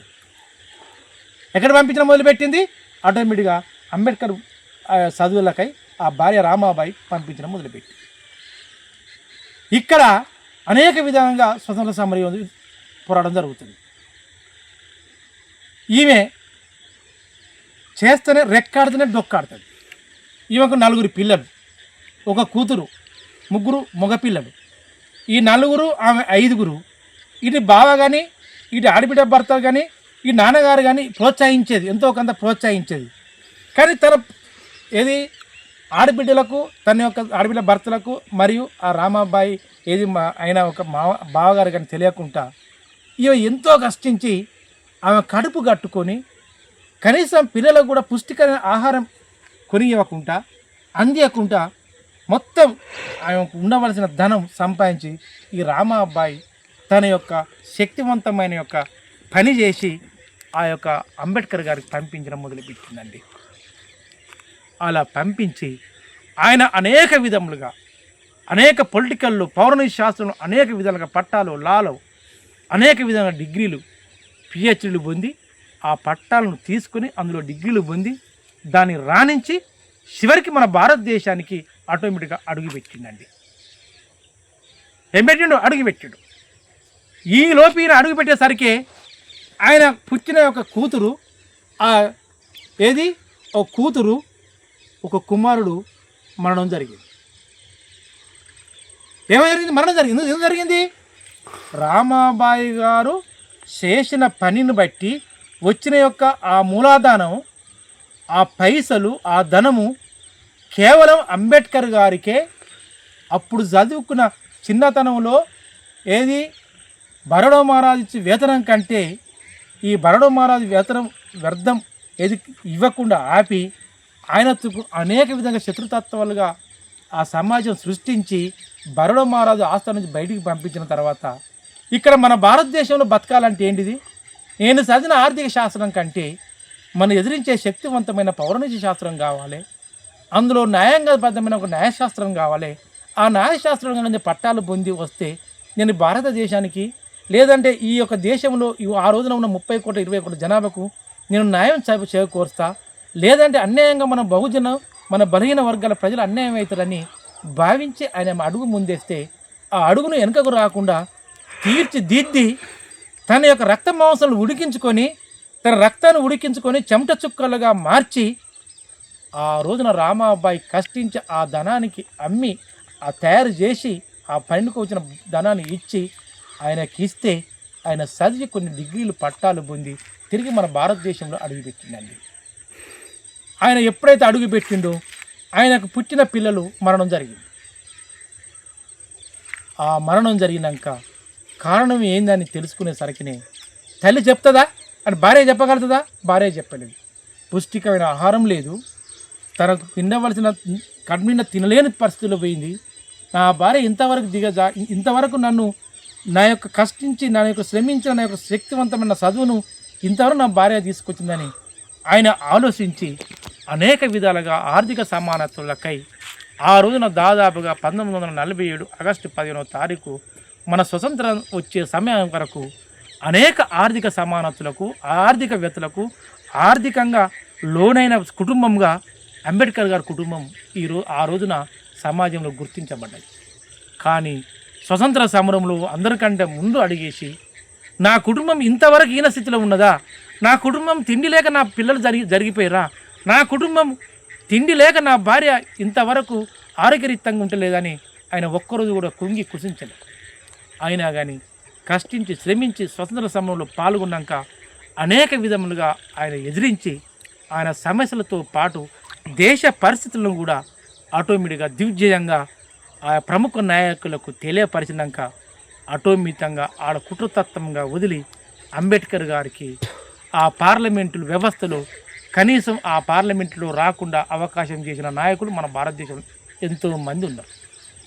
అయినా కానీ అదే సమయంలో అంబేద్కర్ గారు అనేక ఉద్యమాలు ఆ రోజున చిన్నతనంలో మహారాష్ట్రలో ఉన్న ఒక చెరువుకి వెళ్ళి బహుజనులు అంతేకాకుండా అణగారిన వర్గాలు ఆ రోజున చెరువు దగ్గరికి వెళ్ళి నీళ్ళు ముట్టుకుంటే అక్కడ ఉన్నత వర్గాలు కలిసి ఆ చెరువు దగ్గర రానియకుండా ఉంటే అప్పుడు ఆయన జరిగిన యొక్క లాతోని ఆయన కోర్టులో వేసి ఆ బ్రిటిష్ వాళ్ళ యొక్క తెల్లదొరల కోర్టులో వేసి ఎక్కడైతే ఈ సంస్కృతమైన అంటే మంచి గుర్తుంచుకునే ఆయుర్వేద ఎక్కడైతే ఈ పంచభూతాలతోని గాలి నీరు ఆకాశం భూమితోని ఏ సంపద అయితే ఈ యొక్క భగవంతుని స్వరూపంతో ఏ సంపద అయితే ఈ యొక్క భూమి మీద ఈ విశ్వం మీద ఏర్పడదో ఆ సంపద అందరూ అనుభవించవచ్చని సమానత్వం అందరూ కలిగి ఉండొచ్చని ఆ రోజున బ్రిటిష్ యొక్క కోర్టుతోని ఆయన విజయం పొంది ఈ జలం అనే భాగం ఒక పంచభూతాల్లో ఒక భాగం కనుక ఈ మిశ్రమైన పదార్థాన్ని అందరూ అనుభవించవచ్చని ఆ రోజున బహుజనులకు అణగారిన వర్గాలకు ఆ రోజున చెరువు మీదకి అందరికీ వెళ్ళి ఆ ద్రవాన్ని త్రాగే విధంగా హక్కును పొందవచ్చని సాధించిన మొట్టమొదటి కేసు ఏదంటే ఈ యొక్క మహారాష్ట్రలో ఈ యొక్క చెరువు సమస్య నీటి సమస్య అండి. ఆ రోజున ఆ విధంగా ఆయన నీటి సమస్యను ఎదిరించి అనేక విధాలుగా ఈ రోజున మనం కష్టాలు ఎదిరించి, అంతేకాకుండా అనేక సమస్యలు ఎదురైన కొద్దీ ఆయన కుటుంబంలో అనార్గళంగా ఆర్థికంగా సమానత్వం ఆర్థికంగా ఇంకా దిగజాడడం మొదలుపెట్టాడు.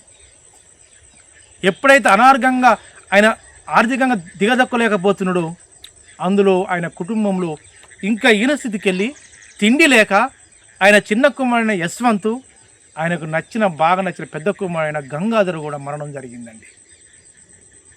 ఎంతవరకు మరణం జరిగిందంటే అంతవరకు మరణం జరిగి చివరికి ఈ యొక్క అంబేద్కర్ గారు ఆ మరణాలను తునాచంగా ఒక రోజు ఆయన మరణం జరిగిన తర్వాత అనేక విధాలుగా ఒక పెద్ద మహాసభలో ఆటోమేటిక్గా ఆయన వెళ్ళి ఆ చెరువు గురించి కానీ ఈ స్వతంత్రం వచ్చింది, ఈ స్వతంత్రం వచ్చిన ఫలాలను మనం అధిగమించాలంటే మన అందరికీ కావాలంటే ఆడ కూడా మన దేశ నాయకులు కుట్రతత్వం వదిలి ఈయన చేసిన యొక్క నినాదాలను, ఈయన చేసిన యొక్క సమాన భావనను అందరికీ అందకుండా చేసి ఆ సభలో ఉద్యమకారులు కొన్ని వందల వేల మంది ఆ ఉద్యమంలో ఆయన ప్రసంగించే సమయంలో నీ ప్రియ కుమారుడైన, నీకు ఇష్టమైన కుమారుడైన గంగాధర్ మరణం జరిగింది అంబేద్కర్ గారు అని ఒకరు చెప్తే ఆ మరణం విషయం విన్న అంబేద్కరు ఆయన రోధించలేక ఈ సభ గాంక సమయం గాంక ఈ ప్రజల గాంక ఈ దేశ పరిస్థితులు మన స్వతంత్ర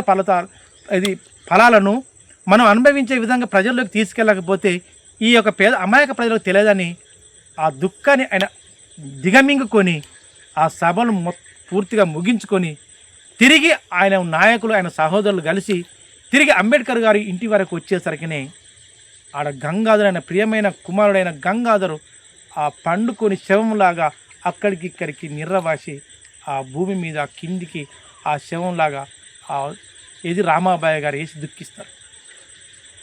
ఇది మంచిగా గుర్తుంచుకోండి. ఆయుర్వేద అభిమానులు ఏం చేస్తారు? దుఃఖిస్తారు. దుఃఖించినా కానీ అంబేద్కర్ గారికి అక్కడికి ఇక్కడికి తిరిగి కాలుగాలిలాగా పిల్లగా అక్కడికి ఇక్కడ తిరిగి వెనక చేతులు పెట్టుకుని పెద్ద షూట్ వేసుకుని ఆ షూట్లో చేతులు పెట్టుకుని ఆ చూస్తుంటే అప్పుడు భార్య రామాబాయి ఆలోచిస్తుంది, ఏంది అంబేద్కర్ గారు మీరు చూసే విధానం ఏంది? ఇక్కడ బాబు చనిపోయి ఎక్కువ కాలం అవుతుంది, ఆయనకు చేయవలసిన ఒక దాన సంస్కారాలు చేయాలి అని అక్కడ ఉన్న ప్రజలు కానీ వాళ్ళందరూ కలిసి అంబేద్కర్ గారిని హెచ్చరిస్తారు. కానీ అప్పుడు అంబేద్కర్ గారు తన కళ్ళ నుండి నీళ్ళ తీసుకొని తన భార్య వైపు చూసేసరికినే ఎలాంటి ఒక అమాయకతత్వంగా భార్య ముఖం వాలిపోయి, మనిషి కుమారుడు చనిపోయి ఎక్కడికక్కడ నరాలు తేలి ఎక్కడికక్కడకు మాంసం ముద్దగా ఉండవలసిన మనిషి మాంసం ఈ ఎముకల గూడు మీద మాంసం లేకుండా క్షీణించిపోయి, అయ్యో ఈ దేశం కొరకు నేను పోరాడుతున్నా కానీ నా బిడ్డలకు నా కుమారులకు, నా భార్యకు కడుపు నిండా తిండి పెట్టలేని ఒక అక్షోభణ అయినని ఆయన గుడ్ల నిండా నీళ్ళు తెచ్చుకుంటూ అక్కడికిక్కడ తన కంటి నిండా నీళ్ళు తెచ్చుకుంటూ తప్పటడుగులు వేసుకుంటూ తన భార్య ముఖం చూసుకుంటూ తన కొడుకు ముఖం చూసుకుంటూ రోధించుకుంటూ తన మనసులో కుంగి కుసించుకుంటూ పోతూ తన తన సమూహంలో ఎదుటి ముందు ఉన్న సమూహంలో ఆ యొక్క లీడర్గా వచ్చిన ఆయన తోడుగా వచ్చిన లీడర్లు ఆ ప్రజలను యొక్క ధైర్య సాహసాలు మీరు భయపడకండి, నేను చేసే విధానంగా చేస్తానండి ఆ కొడుకు శవం ముందు పెట్టి కూడా వీళ్ళ ధైర్యం చెప్పుకుంటూ వచ్చాడు. కానీ అతని భార్య అతని ముఖం చూసి, అయ్యో నా భర్త అయిన నా అంబేద్కర్ గారికి ఇంత రోజిస్తుండు, ఇంత కష్టిస్తాను, ఇంత చేస్తుండు, కానీ నా భర్తలో ఎలాంటి ఒక ఆర్థికం లేదు కనుక ఆయనకి ఏ విధంగా నేను చేయగలుగుతానని ఆమె ఆలోచించి ఆమెకు పెళ్లి రోజు పెట్టిన ఒక పట్టు చీరను ఒక చినిగిపోయిన ఒక సొట్టపైన సంతకలో దాచుకున్న పట్టు చీరను ఒక నూలు వస్త్రాన్నిలాగా చీరను తీసుకొచ్చి అందులో ఒక ముక్కగా కట్ చేసి ఆ ముక్కను తీసుకొచ్చి ఆ శవం మీద గంగాధర్ తన కుమారుడు పడ్డ గంగాధర్ శవం మీద కప్పి, అంబేద్కర్ గారు మీరు భయపడకండి, మన పుత్రునికి గంగాధర్కు చేయవలసిన కార్యక్రమం అని మీరు చేయడానికి సంసిద్ధమై మీరు మొదలు పెట్టండి అంబేద్కర్ గారు అని తన భార్య వచ్చి అంబేద్కర్ మీద భుజాల మీద కుడి భుజం మీద చేసి ఓదార్చింది. కానీ అంబేద్కర్ ఆ సమయాన్ని చూసి, రామాబాయి ఈ ప్రపంచంలో నేను ఎవరికి తల వంచాలంటే కేవలం నా భార్య అయిన నీకు నేను తల వంచవలసి వచ్చింది ఈ రోజున. ఇంతమంది ప్రజలు, ఇంతమంది ఈ దేశంలో ఉన్న అమాయక ప్రజలను మనకు అణగారిన వర్గాలన్నీ పక్కకేసినా కానీ, మన దేశానికి స్వాతంత్రం వచ్చినా కానీ ఆ ఫలాలు అందకుండా చేస్తారు. కానీ మన కుమారునిలాగానే ఈ దేశం చేస్తారని భయపడుతున్న భార్యామణి అంబేద్కర్ గారు తన రామాబాయితో ఒక మాట అంటారు. కానీ ఆటోమేటిక్గా రామాబాయి ఓదార్చిన మాటలు, ఆటోమేటిక్గా అంబేద్కర్ ఓదార్చిన మాటలు అయినాక ఆ యొక్క గంగా తన పుత్రుడైన పుత్రుని శవాన్ని తీసుకెళ్ళి ఆటోమేటిక్గా వాళ్ళు ఎక్కడికి ఆ యొక్క శవపీడగా తీసుకెళ్ళి అక్కడ కార్యక్రమం ఇది దాన సంస్కారాలు చేసి తిరిగి ఇంటికి వస్తారు. వచ్చిన తర్వాత తన భార్యకు ఎదురుగా చూసి భార్యకు ముఖం ఎత్తి భార్యతో మాట్లాడే శక్తిహీనుడుగా ఈ అంబేద్కర్ కుంగి కుషించిపోతా అంటాడు. అట్ట కొద్ది కాలం అవుతుంది. అయిన తర్వాత కొద్ది సమయం పడుతుంటుంది. అయినా కానీ నేను ఏం చేయాలి అని ఏం తోయక, ఏంటి అంబేద్కరు ఇంతవరకు నువ్వు దిగజారుతావు అనుకోలే. నా కుమారులు 4 కాదు, 5 కాదు, 3 కాదు, నా కుమారులు 3 కుమారులు, ఒక కుమార్తె 4 జరిగిపోయారు. కానీ నేను కోరేది ఒక్కటే అంబేద్కర్ గారు, ఏంటిది భార్యామణి అంబేద్కరు సంబోధిస్తాడు. అంటే ఈ దేశంలో ప్రతిష్టాకం ఉన్న యొక్క భారతదేశంలో సకల సదుపాయాలు, సకల సహజ సంపద, సకల విద్య అని మనం నేర్పాలనుకుంటున్నాం కదా. ఇవన్నీ కనుక అందుతే ఖచ్చితంగా ఈ యొక్క భారతదేశంలో ప్రజలకు సమతుల్యమైన వాతావరణంగా ఉండి ఆరోగ్యవంతంగా తయారవుతారా డాక్టర్ బిఆర్ అంబేద్కర్ గారని భార్య తన యథేచ్ఛంగా గట్టిగా సమాధానం నాకు ఇవ్వని అంబేద్కర్ గారు అడుగుతాడు.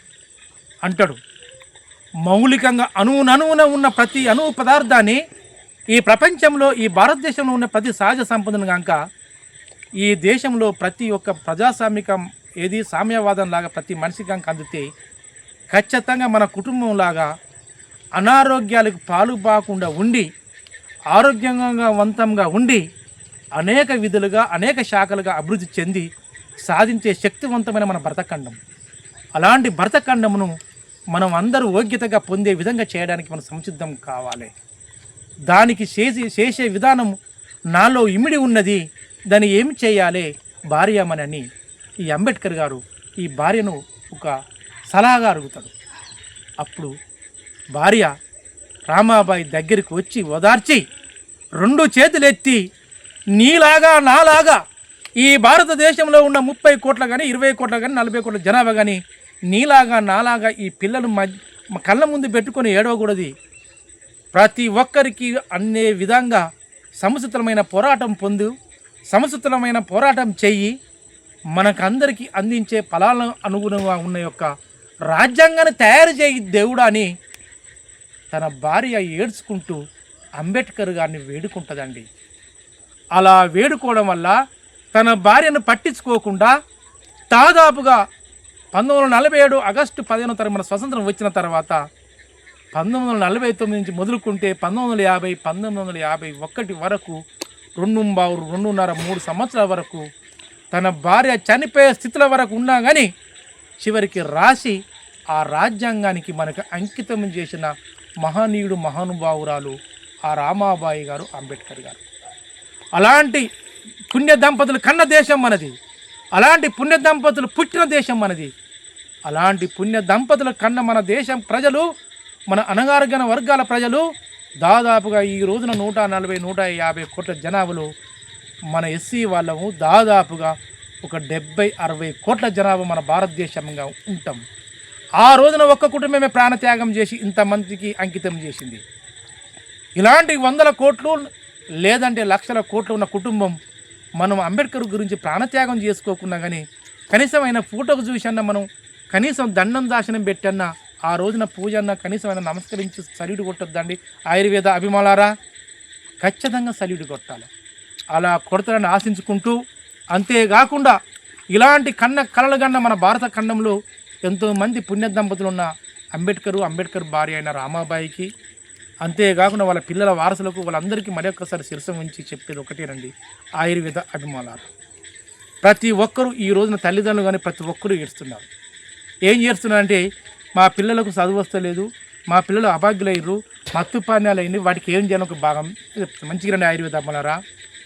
ఈ మర్రి చెట్టు సమూలాన్ని, ఈ జమా చెట్టు సమూలాన్ని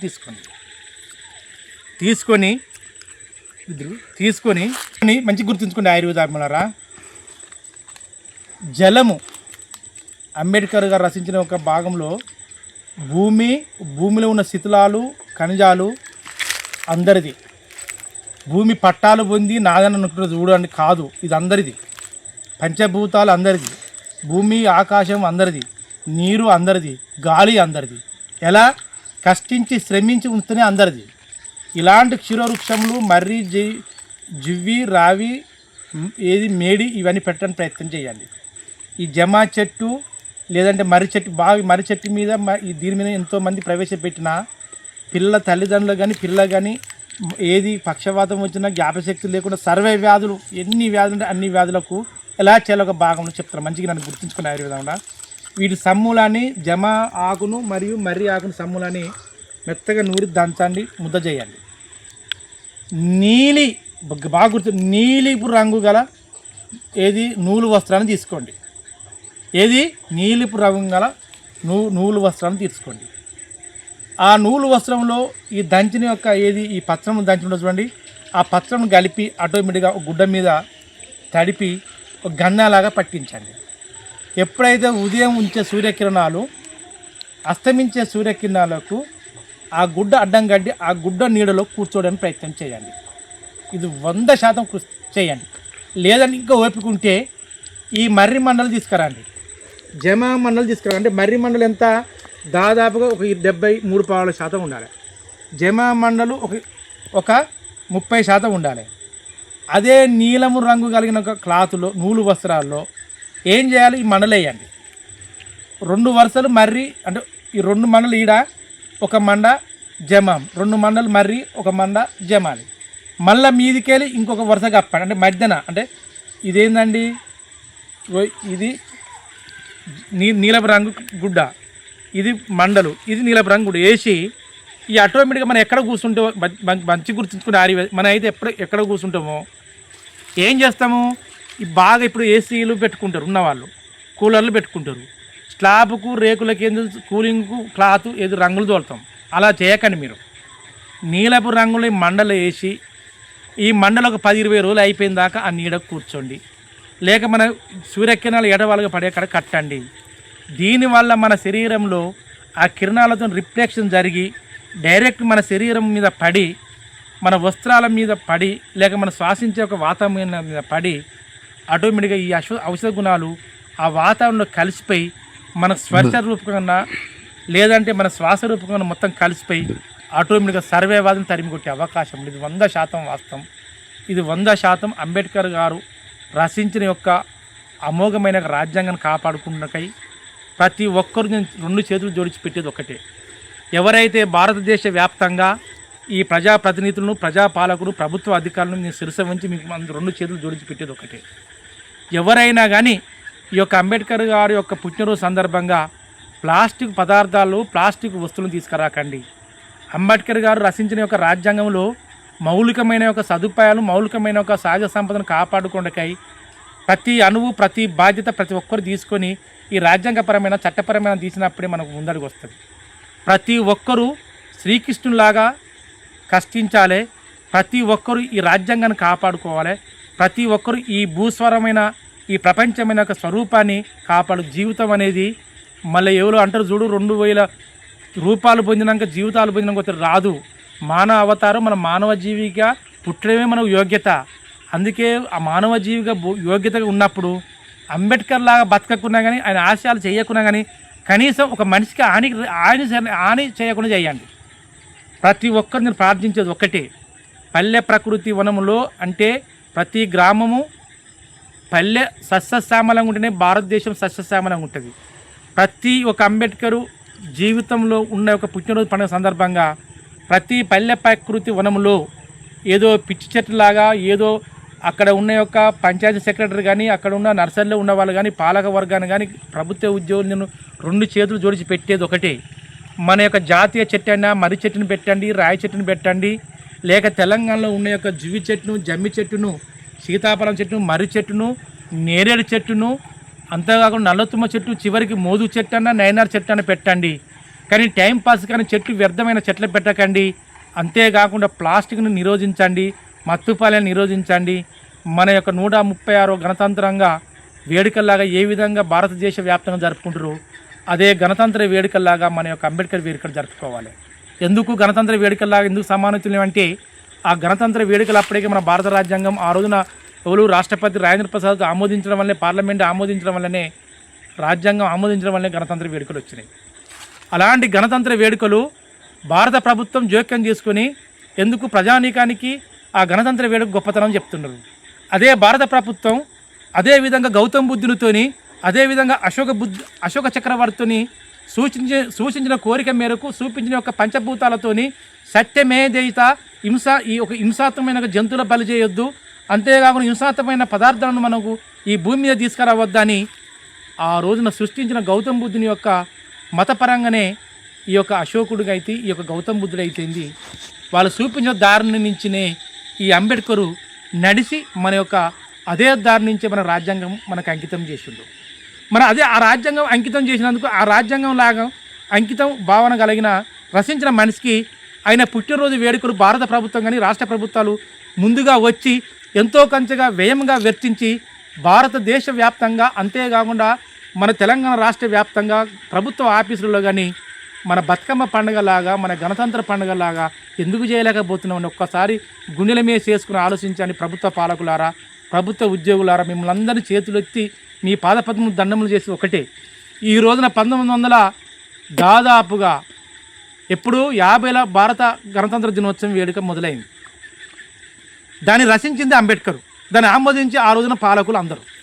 మరి ఈ పాలకులు కూడా అదే రాజ్యాంగం చేస్తారు కనుక మన ఈయన ఒక పుట్టిన వేడుక ఎందుకు చేస్తలేరు? ప్రపంచవ్యాప్తంగా ఐక్యరాజ్య సమితి గొప్ప గొప్ప దేశాలు ఏం చేసినాయి, ప్రపంచవ్యాప్తంగా అంబేద్కర్ పుట్టినరోజు వేడుకలు జరుపుకోవాలని అందరూ వేడుకుంటారు కదా. నేను ఒక బిడ్డలాగా, ఒక పౌరునిలాగా, ఒక పేద అంబేద్కర్ అభిమానిగా మిమ్మల్ని ప్రార్థించి వేడుకునేది ఒకటే, అంబేద్కర్ రచించిన రాజ్యాంగంలో ఉన్న ఆర్టికల్ను సద్వినియోగం చేసుకుంటూ మన దేశానికి ఆవును జాతీయ జంతువు చేయండి. ఈ భారతదేశానికి ఉన్న ఒక మర్రి చెట్టును అంకిత భావంతో దీని భద్రత కల్పించండి. అదే అంబేద్కర్ గారు ఒక పుట్టినరోజు వేడుక ఇప్పుడు 136, 135 జరుపుకుంటారు కదా. వచ్చే సంవత్సరం ఏప్రిల్ 14వ తారీఖున 2027 సంవత్సరానికన్నా భారతదేశ వ్యాప్తంగా ఒక జాతీయ పండుగలాగా చేయాలని మన ఒక ఆర్టికల్స్లో మార్చి, ఆయన రచించిన ఒక ఆర్టికల్స్లో మార్చి ప్రభుత్వ ఉద్యోగులు పాలకులు ముందుకొచ్చి ఈయన పండుగను ఒక గొప్పగా చేయాలని, ప్రభుత్వం బాధ్యత తీసుకోవాలని ఆకాంక్షించుకుంటూ, మిమ్మల్ని ప్రార్థించుకుంటూ, మిమ్మల్ని వేడుకుంటూ, మిమ్మల్ని కోరేది ఒకటేనండి. అందుకు ప్రపంచవాసులకు మరొక్కసారి అంబేద్కర్ అభిమానులకు భారతదేశ వ్యాప్తంగా ప్రతి ఒక్క భారతీయునికి, ప్రతి ఒక్కరికి నేను 2 చేతులు దండం పెట్టేది ఒక్కటే. అంతేకాకుండా నా పుట్టిన ఊరు గ్రామ ప్రజలందరికీ 2 చేతులు దండం పెట్టేది ఒకటే. అభిమానులారా, ప్రతి ఒక్కరు ఏప్రిల్ 14వ తారీఖున ఉదయం 8 గంటల నుంచి మొదలుకుంటే 2 గంటల వరకు అయితే ఎక్కడైతే అంబేద్కర్ విగ్రహం ఉంటుందో, ఎక్కడైతే అంబేద్కర్ విగ్రహం లేకున్నా అంబేద్కర్ భావన కలిగి ఉంటారో, అంబేద్కర్ తలుసుకొని కనీసం ఒక్క నిమిషం మౌనం పాటించి వాళ్ళ తల్లిదండ్రులకు జోహార్లకు పలికి, ఆయనకు ఆయన కుటుంబానికి జోహార్లకు పలికి కనీసం ఆయన చిరస్మరించుకోండి.